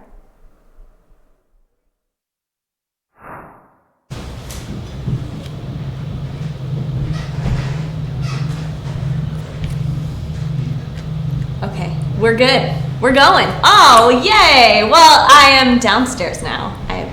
Have appeared downstairs, and I am here with Mark Meehan, who's the founder and CEO of V-Teams, our title sponsor. And my goodness, we're going to spend the next 15 minutes or so talking about your story, some of the things you've learned along the way, and something I love that you put on your LinkedIn profile is wisdom through experimentation. So I want to get into that a little bit. But starting with, I know from our conversation yesterday and just hearing a little more about your history, you've been in business for over 30 years at this point. Yeah. Can you tell me a little bit about V-Teams itself and how it's evolved over these past several decades? I started as a one-man company in 1993, and unlike most companies here today, I actually didn't have a plan or anything more than just a desire to be in this business and just keep doing it. So to give you a short answer, 28 years later, we're a sizable company. I am from Pakistan, and I was lucky enough to identify during the internet bubble that there was remote development had a future. So I started hiring engineers in Pakistan. So now we're not a big company, but a sizable team of about a little over 500 engineers, and that's what we do. That's awesome. And I know we've heard a little bit about V-Teams today, but can you tell us about how it looks now in terms of remote development, remote workforce development on a global scale? Yeah, well, a lot has changed in the last 2 years. After COVID, pretty much all development became remote development. And now that we're past COVID, I think the future of software engineering is a hybrid model. It's not going to be everyone trying to get all engineers under one roof. So it's going to be hybrid, remote, and on-site. So that's now the new model. So V-Teams was just by design already very suitable for this. Mm-hmm. You were ready. You were ready for the pandemic. You're ready now for the Great Resignation. So I want to talk a little bit about that. We're going through this big crisis of talent, as some call it, but the Great Resignation means that people are looking for other opportunities, but also talent access and the model for how organizations hire full-time developers versus what V-Teams brings to the table. What are you seeing in terms of trends with the Great Resignation and people really finding their own opportunities in a global way? Well, Great Resignation is a fact, and I think the reason it has happened, or the reason it will continue, is because certain corrections need to be made by employers. But right from the start, there has always been a severe shortage of software or good engineers, whether software or not. So the talent shortage in engineering is not because of the Great Resignation or any other factor. It's only because pretty much every business today is in the technology and the software business. So the demand is just unfolding. So shortage, it will always be there. And 28 years in, you've probably pivoted a few times. How have you evolved the company to meet these new demands? I mean, this is a tough business to survive. So luckily, me and my team, we are a very R&D oriented company. So we waste a lot of time and money learning what's coming next, so we could be ready for it. So yeah. Ooh, let's talk about funding and fundraising. That's the goal of today, get to yes. What are some of the things that you've seen either work well for you in terms of acquiring funding or just in the ecosystem as a whole The ecosystem of today is so much better Good. Than when I started. That's good news. And the companies that I've seen today, they're so much smarter that it's unbelievable. It's unbelievable that for me, I've learned so much just listening to them. So yeah, I'm really glad we're here. So we are on a positive upswing in terms of access to capital, and like you said, when you first started, you just kind of were guessing the whole time. It was brand new and making a lot of experimentation, yes, so to speak. Well, we talk a lot about innovation and the innovation ecosystem and how organizations like SDAC strengthen that ecosystem. How do you feel and how do you engage with startups in this ecosystem? How do they support the culture of innovation and progress overall? The simple idea that someone just quits their job one day and says, I'm going to make something, that idea itself is very innovative. And from there, the infrastructure today, including SDAC, is so conducive to that kind of activity that I think the rate of innovation is going to grow even faster than what we see now. That's very exciting. I think, and in some of the data that Gus shared even around how startup growth is increasing more and more at the national level, at the international level. Tell me about, so over the course of your career, how has mentorship, how has coaching, how has support played a role in how you've been able to find and define success? Back in '93, there were some government, there was an SBA agency called SCORE, but that was it. Right now, it's so much better, so much advanced, and the ecosystem itself has learned and grown over the years. It's not just theoretical, but there's a lot of experience into this. So I think I'm glad that I didn't do a product startup then, because I think I'm going to do it now. Ooh, okay. We want to hear more about that. It doesn't have Sure. to be today, but so in terms of supporters along your journey, or actually now, are you able to give back in some way? Because you are chock full of wisdom at this point. You've learned a lot of probably very hard lessons and ways to do things differently. How, if you do get to support the startup community, how do you do that now? A lot of companies who work with us are startups, started by people your age, and with them we're always there to support them in any which way possible, especially on the engineering and on commercialization. But I don't think I have enough experience to go out and offer myself as someone who can mentor. Don't listen to him. Yeah. You have so much experience.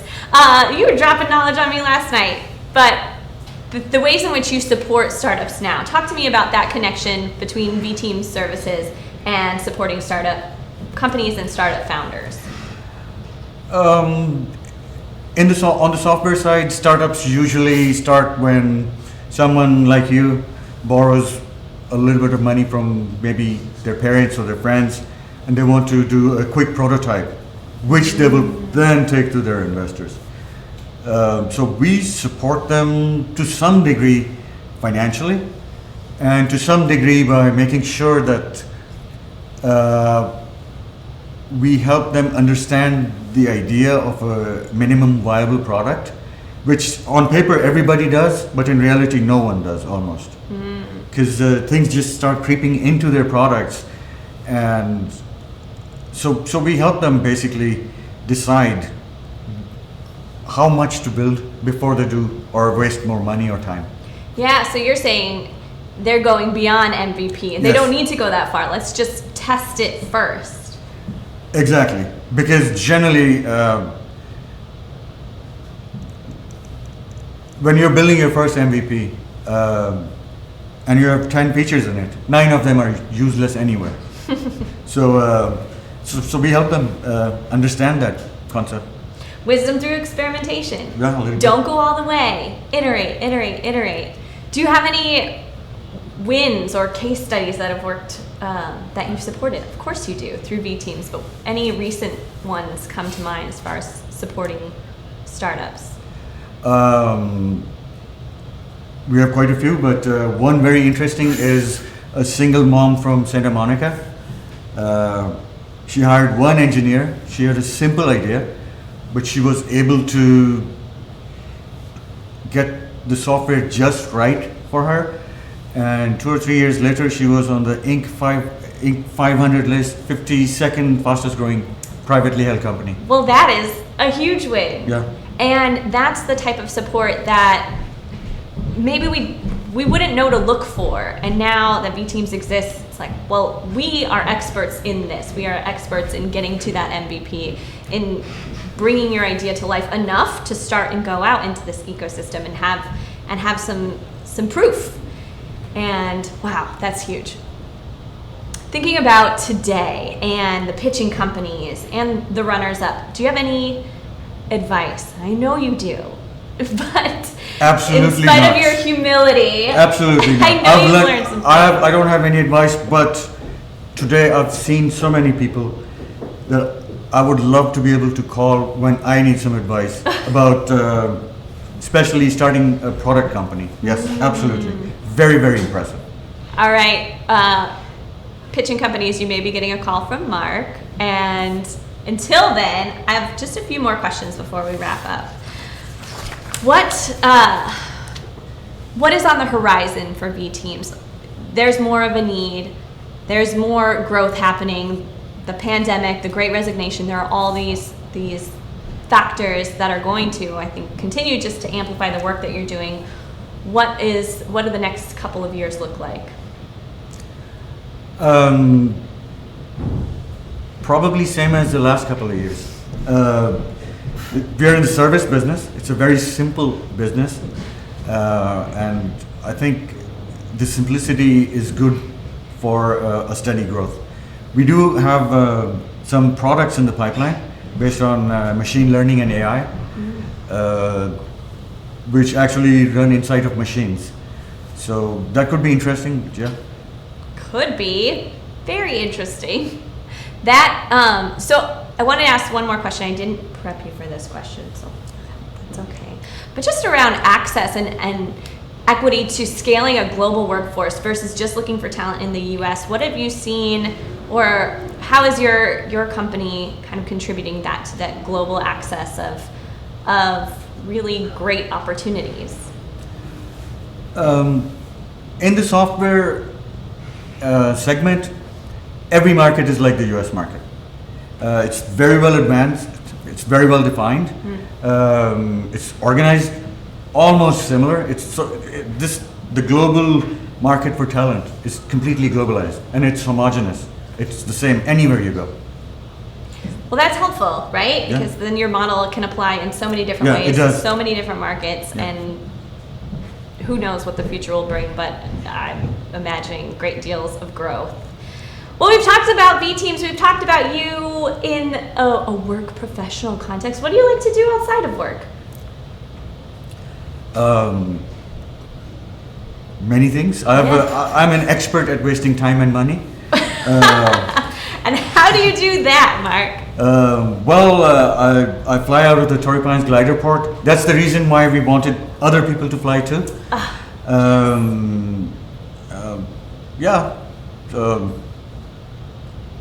Motorcycling, off-road, yes. Adventure. Yes, somewhat, very yeah. adventurous, courageous, brave things that I would never do, but I deeply admire. Well, in closing, thank you so much for contributing to and being the lead title sponsor for this event. I know that we are on the catalyst, the precipice of so much greatness in this room, in these rooms that we're here with today. Hopefully next time we get to go paragliding, although I don't know that I'm brave enough to do it. But it's been a pleasure getting to know you, getting to know V Teams and all of the incredible services that it creates or empowers founders to actually be able to scale and bring their product to market. So thank you for today. We are going to pass it back to the main studio, but Mark, thank you again for being here, Thank you. for It was sponsoring this event. It was great to be here. Yeah, Yes. thank you. Thank you.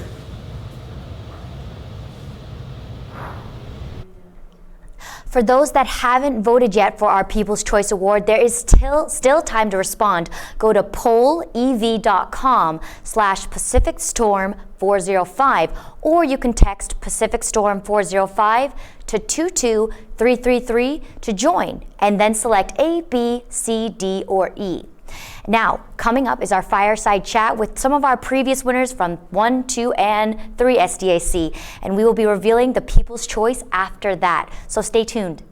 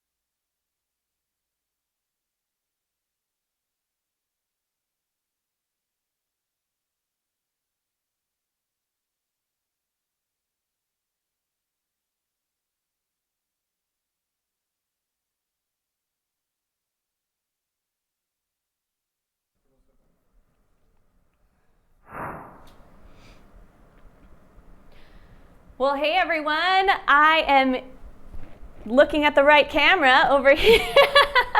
I'm here with the past 3 years. We are at the 4th SDAC. We have had 3 winners, and they are all sitting with me today. I want to take a little time today to have a fireside chat, hear about your experiences since winning, what's been going on with your company. So we're going to do some updates, but first, let's start with some introductions. I'm going to go right to my left here. We have Oriana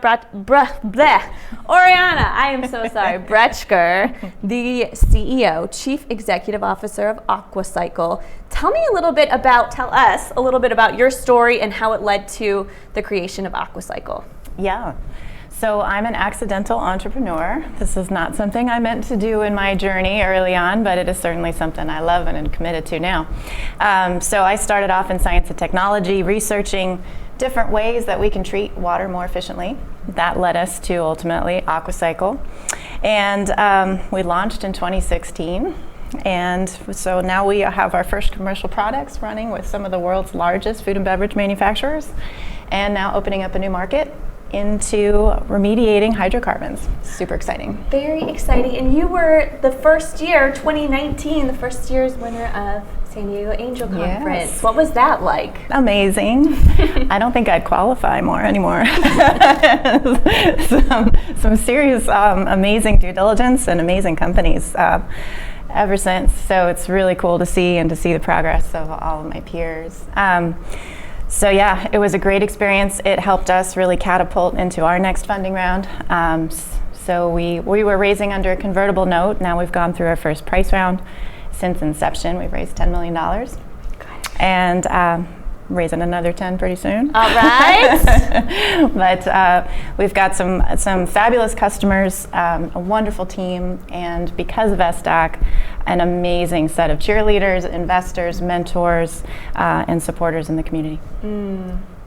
I want to hear a little bit more about that as we continue on. Thank you, Oriana. I'm going to pass it over to Martha Montoya. She is the Chief Executive Officer for Ag Tools and the winner of 2020's competition. Oh, we're here by scale. This part, We're in order. you didn't even plan it. Well done, everyone. We are already doing so well. Tell us a little bit about your story, your journey to creating Ag Tools and Well, first of all, winning number one was gave self-confidence, which is more important than anything. That strangers can believe and trust you. That was good and unique. But definitely what we have done is same thing, get amazing customers. We went from selling, the confidence of selling by the month to selling contracts, which helps stabilize the company on the income side of it, which I would have never thought about it, because when you're starting, it's like, can you try my product? Can you test my product? Can you try it for 1 month?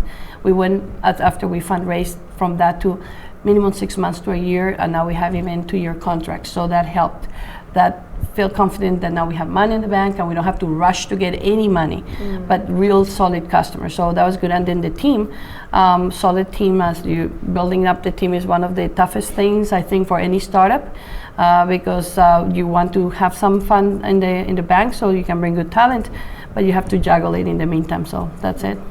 Can you tell us a little bit more about AgTools model and what you do? So AgTools model is, we gather data from all over the world and we put it in a dashboard where continuously compare with the Bloombergs of the fruit and vegetables industry. It's not a marketplace. We don't buy and sell. We just give the data so the market can understand what's going on worldwide. And our customers tend to be normally the shippers or farmers, and the buyers or retailers or the processing, even universities or governments who want to know where the products are being produced. We call it the first mile. We have kind of coined out a word, first mile versus the last mile. Normally last mile is the consumer. We're saying the first mile is where the product starts. And so it's the first mile for the whole world on production of fruits, vegetables, nuts, herbs, and plants, which are the fastest growing segment in the world. Wow. I love the global focus that you have, because we are a global ecosystem when it comes to our food, when it comes to our agriculture.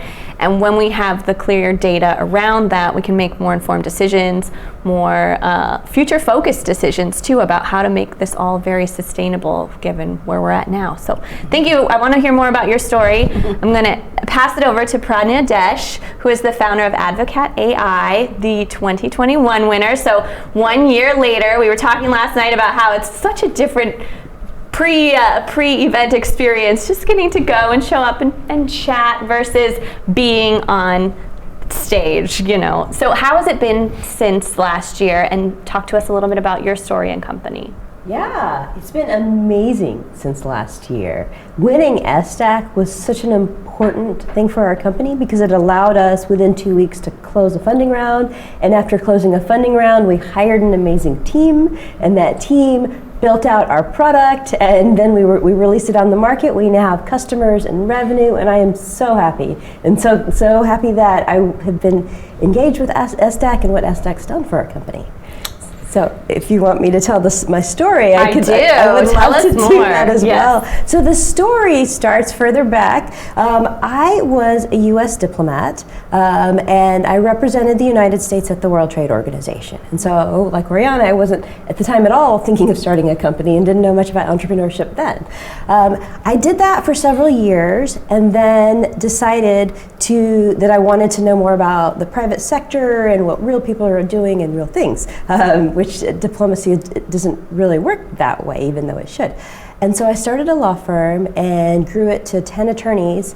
And I had one attorney in my firm that she's brilliant, but she would come in every 1 to 2 months and she'd walk into my office, kind of throw herself on the couch and say, I am really bored. I'm doing the exact same thing over and over and over. And then a light bulb went off and thought, wow, if somebody's doing the exact same thing over and over, I think we could serve our clients better by automating some of the things that we do. And so that's how I came up with the idea for Advocat. And tell us a little bit more about what that is today. Yeah, so today we are AI-guided contract generation. And large enterprises and mid-sized enterprises use our product to interface between business units and the legal department. So what that means is somebody in sales can say, hey, Advocat, I need a sales contract, and then give some details about what they need. And so it pulls out contracting intent, understands what it is the person's trying to do, just like a human, which is the human attorneys tell me, I get 40 voicemails that say that. Like, well, this is great. Now you can use us. And so the system understands and then matches it up first to the correct template that matches what they need, and then it tailors it using the right clauses, pulls in the right data, and now this contract is just ready to go for an attorney to just come back from lunch and go, oh, perfect, someone called and this is ready, done. Which makes it more accessible, it's more affordable, it takes out that over and over repetitive work. Oh, game changers, each of you. Thank you for each telling a little bit about your story. I want to hear more about the direct wins you've had since winning SDAC. What has that given you? And you talked a little bit about it, but what has that opened up for you in these past couple years, past year? I'll start with you, Sure. Oriana. Yeah. So we do wastewater treatment as a service. We have a package plant that we deploy on a customer site. We save them anywhere from 20 to 60% on their sewer bill. And so for us, we're big hardware. It's always a challenge. We also have a software component because we do remote monitoring and controls, so you don't have to have a full-time operator on site. So because we are an industrial focus, the big wins for us are landing those big industrial clients where we can land and expand. And so over the course, since SDAC, we've landed a really big one. We can't publicly say because of NDAs, but it is one of the world's largest food and beverage manufacturers. And we closed 2 deals with them last year. We've got 3 pending with them this year, and that opened up the door to many more global brands with the land and expand opportunity. So super excited, and that's brought us to a point now where it's time for us to grow in a different way. Female founders taking on the world. It's just like, oh, I'm so excited. Martha, tell us about your experience in the past 2 years since winning. You talked about the confidence and just the self-belief in your idea and what you were able to create. Tell us a little bit more about what's been happening since. So I would say that I remember standing in front of the investors here in San Diego, and the biggest comment or the biggest commitment I had is about farmers. We are losing our farmers worldwide. It's not a business that it's viable. It's a consignment industry, meaning they ship the product and until it gets to a distribution center, they get paid. That means that everything that can happen and could happen, if it happens, they don't get paid. Okay, so that is my concern. My concern as a mother and a future great-great-great-grandmother, that where is the food going to come from? As much as everybody can talk anything, we still need our food. So it's from farmers, and the retiring farmers that are over 60 years old, the new generations are like, well, I don't like that business model, it's too hard, it's too much work, I'm moving into something else. So we're losing that farming in the industry. So that was the beginning of my walk after 20-some years running around the world developing crops. I would see this continuous erosion of farmers. And so the tool precisely, and the big win, as you ask, what is the big win? Is so how can we go farmer by farmer by farmer? Almost impossible. So I went in and decided, like you, go after the biggest telecommunications company in the Americas, and got the vendor number last year, and we're deploying as we speak in different countries from Mexico down. So the farmer, the little farmer that has one lane of product, all the way to the semi-large farmer, gets it on their phone, it's automatic, they get charged by the minute as they use their data that is relevant to their crop in their microclimate with the weather patterns for themselves and the markets. So hopefully that will entice the farmer and the new generations to stay in the farming and keep feeding us. We're negotiating now in the United States with a telecommunications company, but right now we had to deploy overseas because sometimes overseas are more flexible for these new ideas, but we got it. And I think that's the biggest win for us. Many other wonderful wins, but that's the biggest because that's how we started as a social enterprise thinking process. Expanding, getting access globally, which will help convince local markets to use ag tools. Well, that's excellent. What about you, Pranya?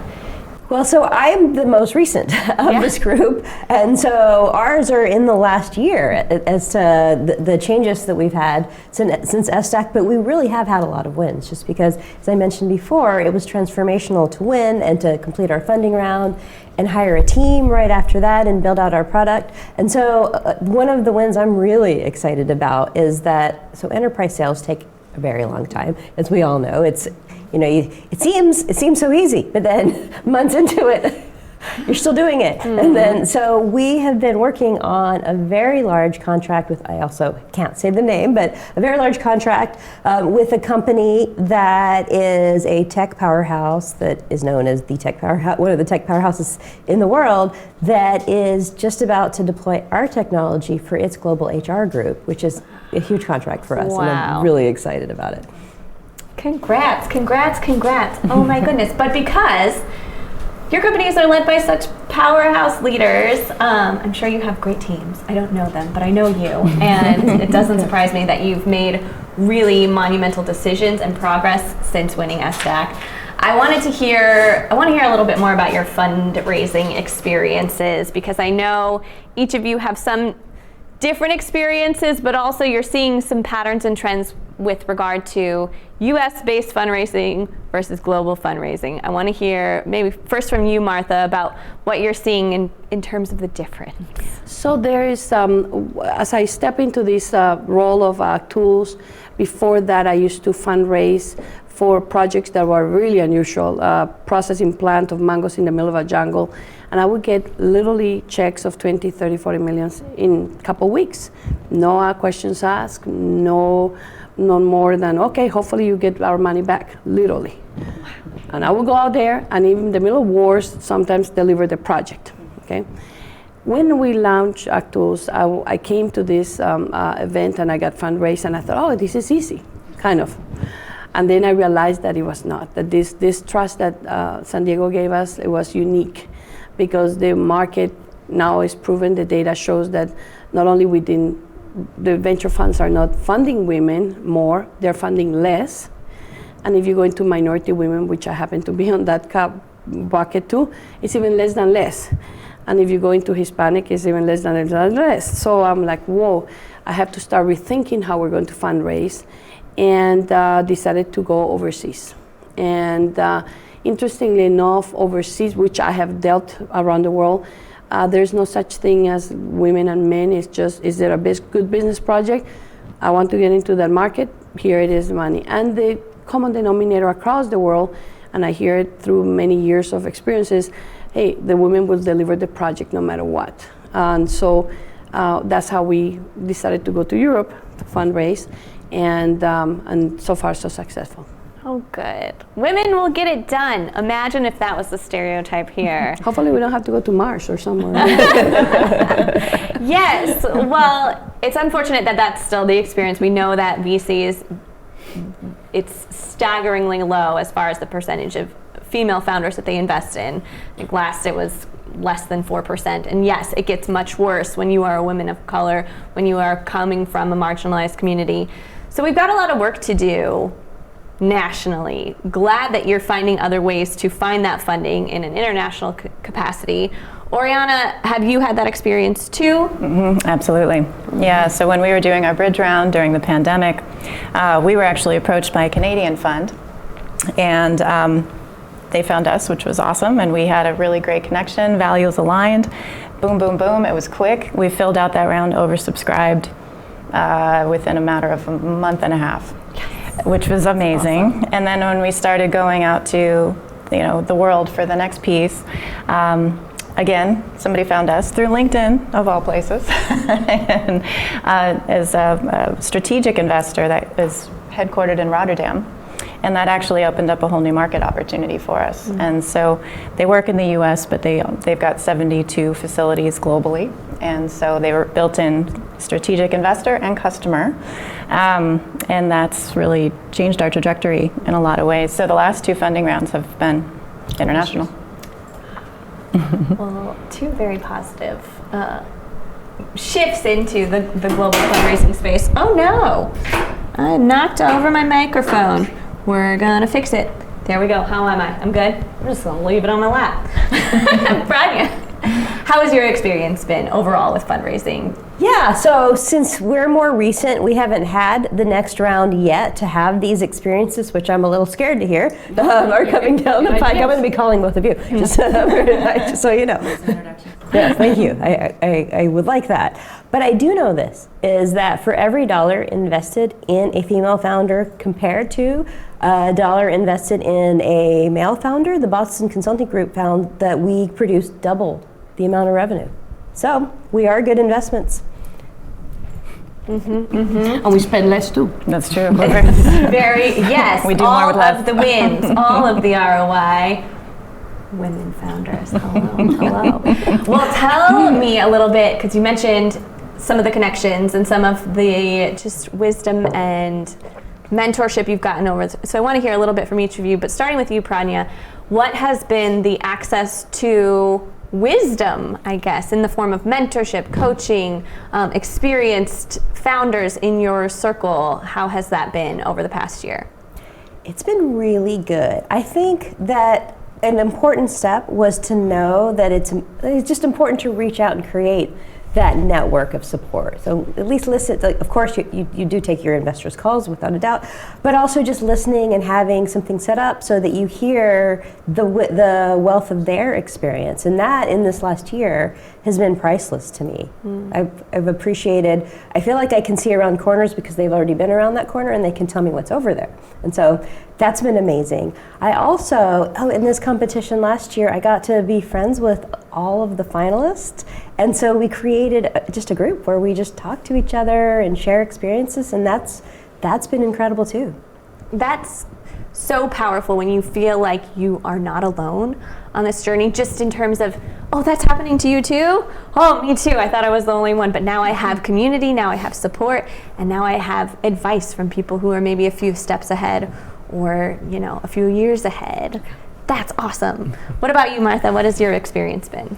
I think there are a couple things. I made it a point when I started this company that because I was a seasoned business person, to lower my guard and be the student.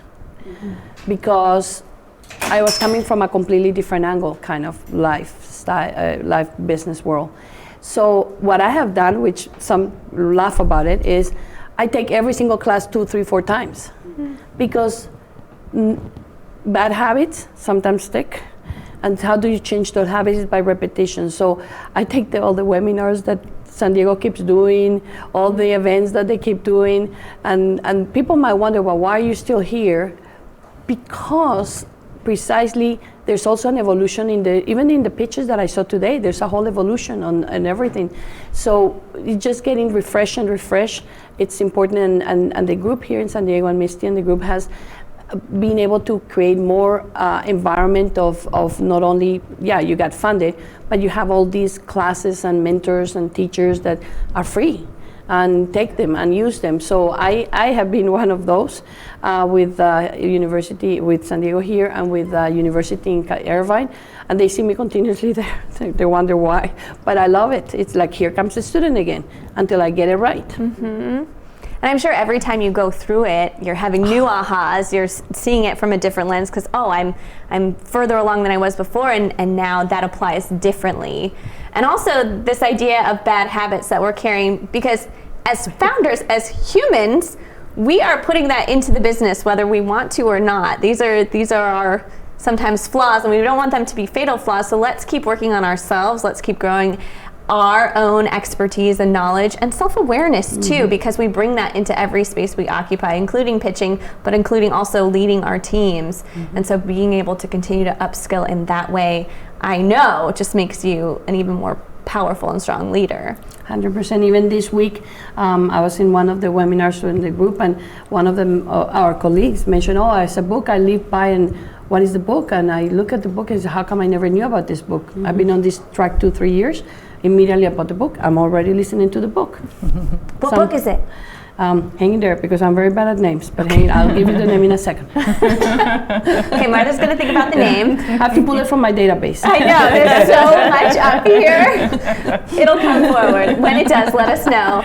Oriana, how's your experience been with mentorship, with learning, with upskilling yourself over time and having community? Yeah, the community is so important. Knowing that you're not alone, being able to tap into resources and networks upon networks upon networks, right? So not even just SDAC, but the SBDC and all the connections that come in to support, you know, this event and this community. And so, you know, we get introduced to a lot of folks because, you know, we're just a part of this program, and then we have some really interesting conversations, and whether it's about you know, how we can best build our team, how we can you know, best roll out a product, how we can optimize our marketing strategy. I know all of these things come from this network, and so it's been very powerful. And optimizing through shared knowledge, through shared wisdom. I think founders who are watching know that community is your best bet for growth, for scale, for opportunity. Network and build that community. And then also when we think about angel investors, because we have several new angel investors this year and over 100 that have been activated since SDAC started, they're learning too.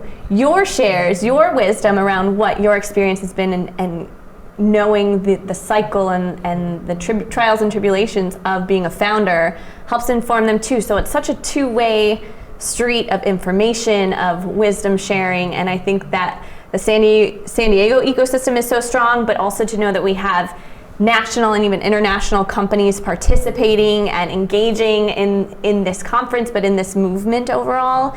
Like, there's so much opportunity here to get to success, to get to freedom, which is always my goal. We are getting to freedom in a number of ways, and your companies are doing that too. I want to hear, just in terms, we've heard all of the pitching companies, we've heard 6 pitches. Do you have any advice for the winners and the runners up? Because there will be one winner overall. And then, you know, the exposure of being a part of SDAC too. You don't want to let that opportunity pass you by, even if you don't ultimately walk away with the grand prize today. Any advice for just scaling your own community as for those pitching companies today? Keep following up. Ooh, yes. That's a good one. Keep following up. Yes. Keep engaged. Give little updates. Folks that you connected with throughout the competition, even within your peers, just keep reaching out. Keep those touches going. And you never know, because it happened to us where, you know, we did win, and that was great, and we had some follow-on investment, and even that trickled a little bit farther along. Somebody's been watching us for a bit, and they're like, okay, now's the time. So keep engaged. Yeah, I would say that this is a marathon. It is a marathon in all aspects. And again, let's go back. I have done projects all over, but it's an ongoing fundraising. It's an ongoing growing the company. It's an ongoing developing better the product. And you have to do all that at the same time while you're running the company. So it's a marathon. So mentally prepare your family very much. Because it's a stressful. Sometimes it gets tough, and sometimes you snap at somebody in the family. So please don't take it personal. Even within the group, I make it a point to say, don't take it personal. It's a stressful life for a while until you put it in a point or a level where you can relax. And even when you relax, it's a time of relaxation. Because when do you get to that relaxed point? Yes, please tell us. Like a month. Well, it takes like a month or 2, okay? 1 or 2 months, okay? It's not like more than that, but it's like 2 months, like, okay, I can breathe, and now it goes to the next one. So definitely think of it as a marathon with all the other report. Yeah.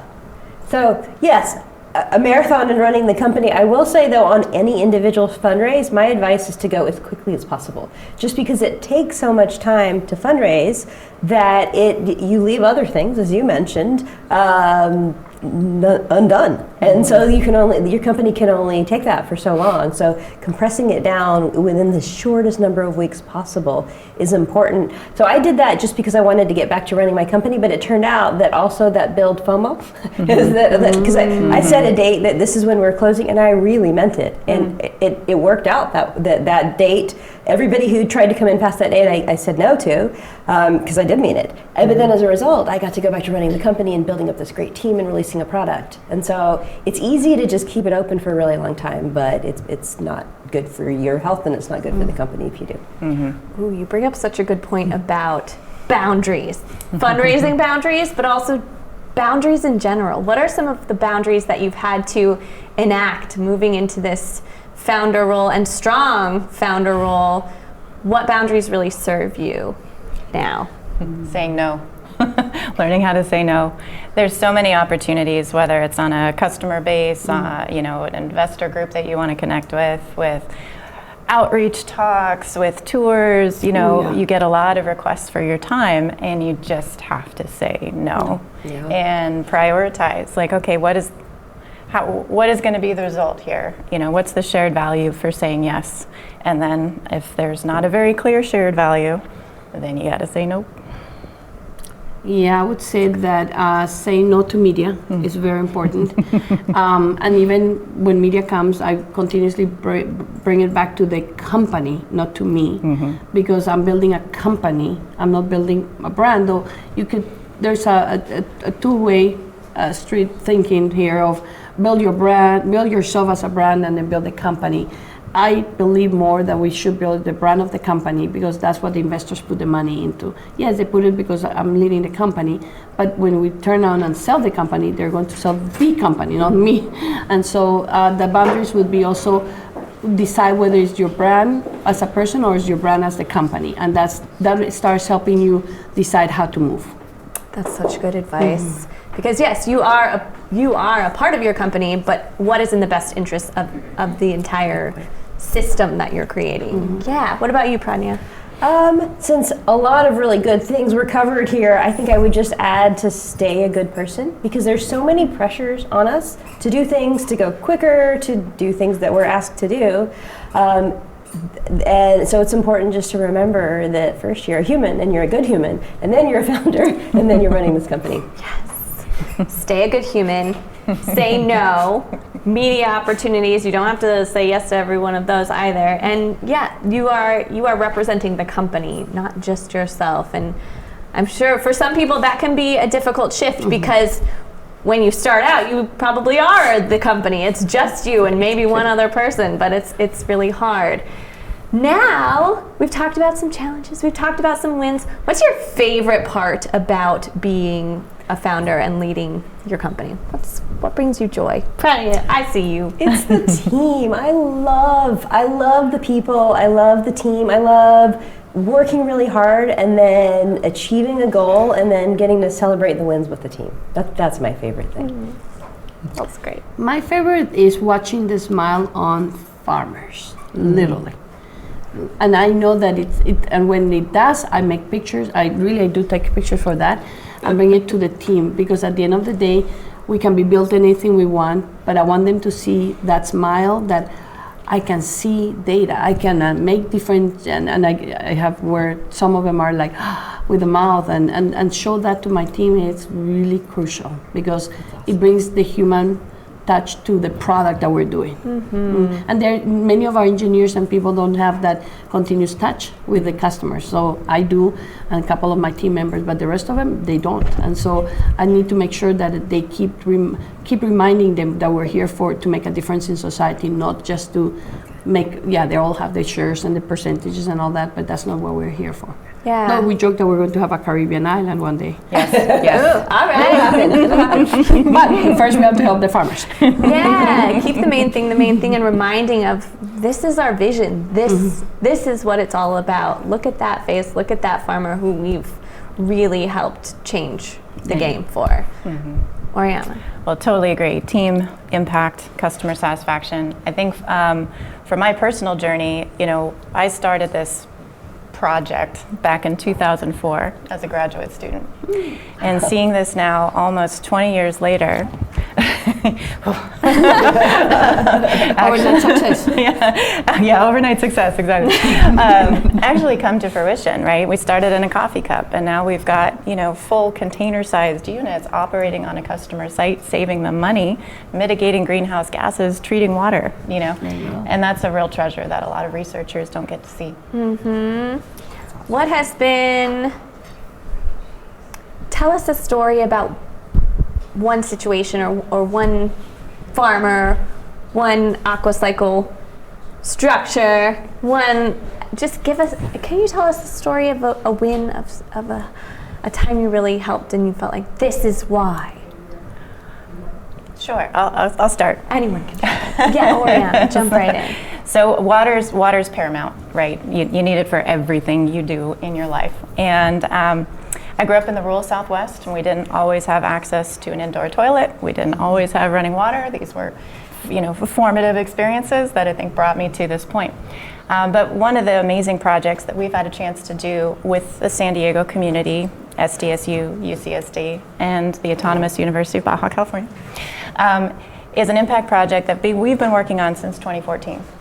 Taking community partners, taking students down to a community in San Quintin, which is an agricultural community. Strawberries. Yep, and they grow all year round. But this community is non-native Spanish speaking and not well served by the municipality where they are. And so we were able to bring together as a collaborative community a water system and provide clean drinking water for 500 students.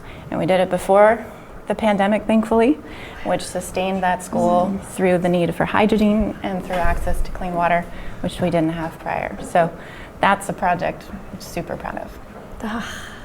You sleep good at night knowing that. Wow, amazing.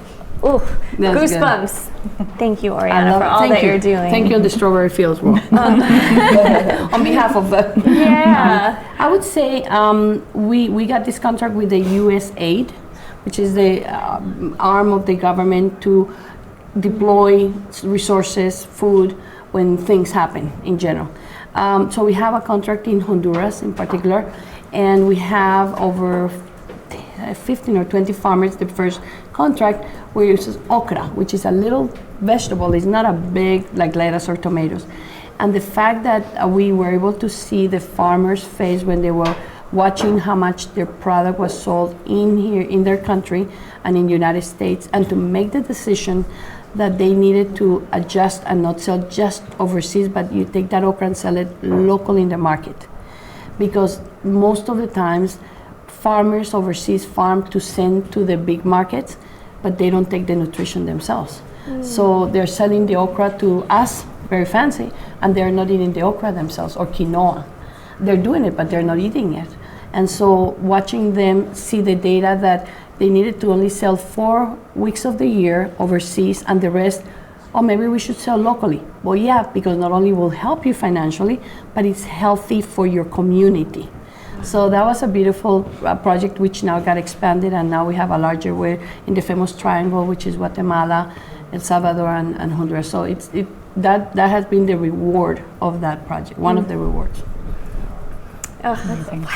Prania, we are wrapping up. We're almost to the end of our conversation, but close us out with one of your great wins. Yeah, I actually want to talk about the why, because the impact is why we do what we do. So for us, it's that we are making the law accessible to people. And so we are an enterprise software company now, but I love that in doing that, we've created a system that allows a person to talk, and documents come out and law comes out. And so the reason I started Advocat is to make the law accessible to everybody, and because when everybody can access the law, society works better, we function better. Law shouldn't be pay to play eventually. So I have big dreams for what we are going to do and the impact that we're going to make in the world. So I appreciate getting the opportunity to talk about that. We need it so badly. We need each of your companies so badly, and you've heard exactly why. So thank you. What an amazing story each of you has, and what you're going to continue to do in this world. I can't wait to see. So thank you, Oriana. Thank you, Martha. Thank you, Prania. And I'll pass it back to our main stage. Well, I roasted a bunch of s'mores during that fireside talk. What a great update on all of our previous winners. And before we hear from our investors, I know you're waiting, and we're going to keep you waiting a little bit longer, but we'd like to announce the winner of the People's Choice Award. You have all spoken, so please join me in congratulating Carrie Health.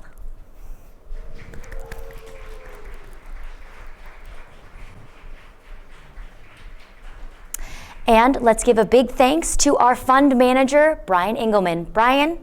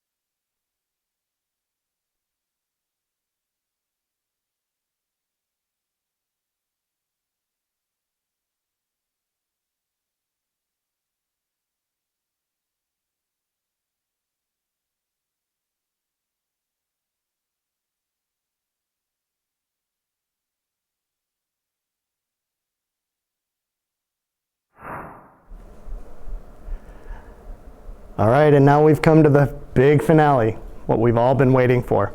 Find out the winner of San Diego Angel Conference 4. Investors have committed over $620,000 at this point in funding. Investors have determined that we will fund 3 companies this year. I will tell you that each of these due diligence teams have put an awful lot of effort, as have these 6 companies. They've undergone rigorous due diligence process, which previous year's companies have told us better equips them for future financing rounds. Some of the due diligence hours, some of the teams have put over 200 hours of diligence into their one team alone. They talk to the founders regularly. They speak with previous investors and customers. They check incorporation documents and check financials. Our investors don't take this process lightly, and listen, neither do the founders. Needless to say, both founders and investors have put a lot of work into the process, and it's a great learning experience for everybody involved. After many weeks of conversation on this subject, the investors are coming out of a final 45-minute discussion upstairs, and we've made our final commitment decisions. This year, we've decided the winner will actually receive $300,000 in funding, and we're picking 2 runners-up that will receive a minimum of $100,000. Keep in mind that last year we had more money invested in our finalists outside the fund than within. There was a total of $1.7 million overall invested in our 6 finalists. While there's no guarantee of a repeat, it's certainly a possibility. So let's not wait any longer. Receiving between $100,000 and $200,000 each this year will be Rejewel and Hera Biotech. So congratulations, Rejewel, and congratulations, Hera Biotech. We're excited to have you along for the ride.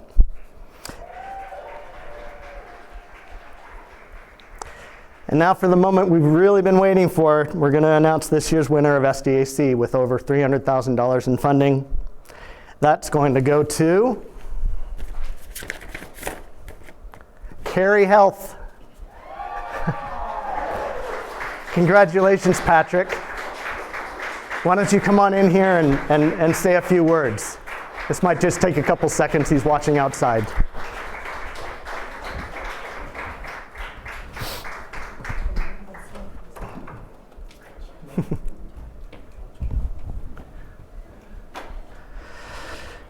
Also like to introduce Mark Mian, who is our key sponsor this year. He's going to be providing the winning check to Patrick. Patrick, come on over. All right. Welcome. Congratulations. Thank you. All right, where am I looking here? Straight ahead. All right. Am I supposed to give a speech? Anything you want.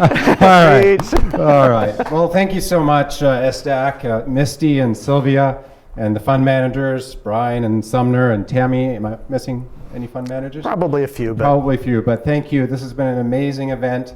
I can't thank our due diligence team enough. They've put in countless hours learning about our company, and clearly it's not a simple topic that we're working on, and it's not a simple solution. So you really have to dig into it to see the value, and they've done that. So thank you, Keith, Esmarie, Morty, Tim, Bill, and I know I'm missing somebody. So that's the danger when you when you name names, you always miss somebody. But thank you very much. I also want to thank Joya and the MedTech Accelerator team at IGE. That's been a game changer for our company. But most of all, I want to thank our team. Our team is fantastic. Torsten, Rajesh, Lori, John, and Dr. Carr, Foster Carr, he's really made a difference. It's just been amazing to work with the team. And we also have an extended team with Carla and Drew. And again, I'm probably missing somebody. So anyway. Thank you so much. I'm rambling. But first, the last thing I want to say is that if you live with an entrepreneur, it's very, very difficult for your family. So I just want to say thank you to my family for putting up with me. And I'll do better. And then the last person I want to thank is Giacomo. What a coincidence that he's had this experience and that he was willing to share it with us. All I can say is say thank you. And this is who we're doing this for. We're doing it for the Giacomos of the world. Okay, that's why we're doing this. Great. So, thank you. Congratulations. Thank Got you. a big check for you here. All right. Okay. All right. Step on up, Mark. All right, fine. Thank you. All right. Great. Thanks, Patrick. Awesome. Thank you, guys. An amazing experience. Thank you so much. You bet. All right. Well, that brings San Diego Angel Conference 4 to a close. Before we go, we'd like you to save the date for next year. San Diego Angel Conference 5 is scheduled for March 25th, 2023. I can't believe I'm saying 2023. The entrepreneur track will kick off in September, and the application deadline for the conference next year will be December 15th of this year. We're looking forward to connecting with investors who, like us, want to get to yes, access good deal flow, and be part of a great network of committed investors. Thanks, everybody. Melissa? All right, congratulations again to Carey Health and to your whole team. And let's keep the applause going for Misty Rusk and her team, Sarah Becerra, Finest City Entertainment, and all of our SDAC sponsors. Thank you so much for being a part of the 4th annual San Diego Angel Conference. My name is Melissa May, and I want to remind each and every one of you that you are worthy of love, success, and most importantly, happiness. Thank you so much.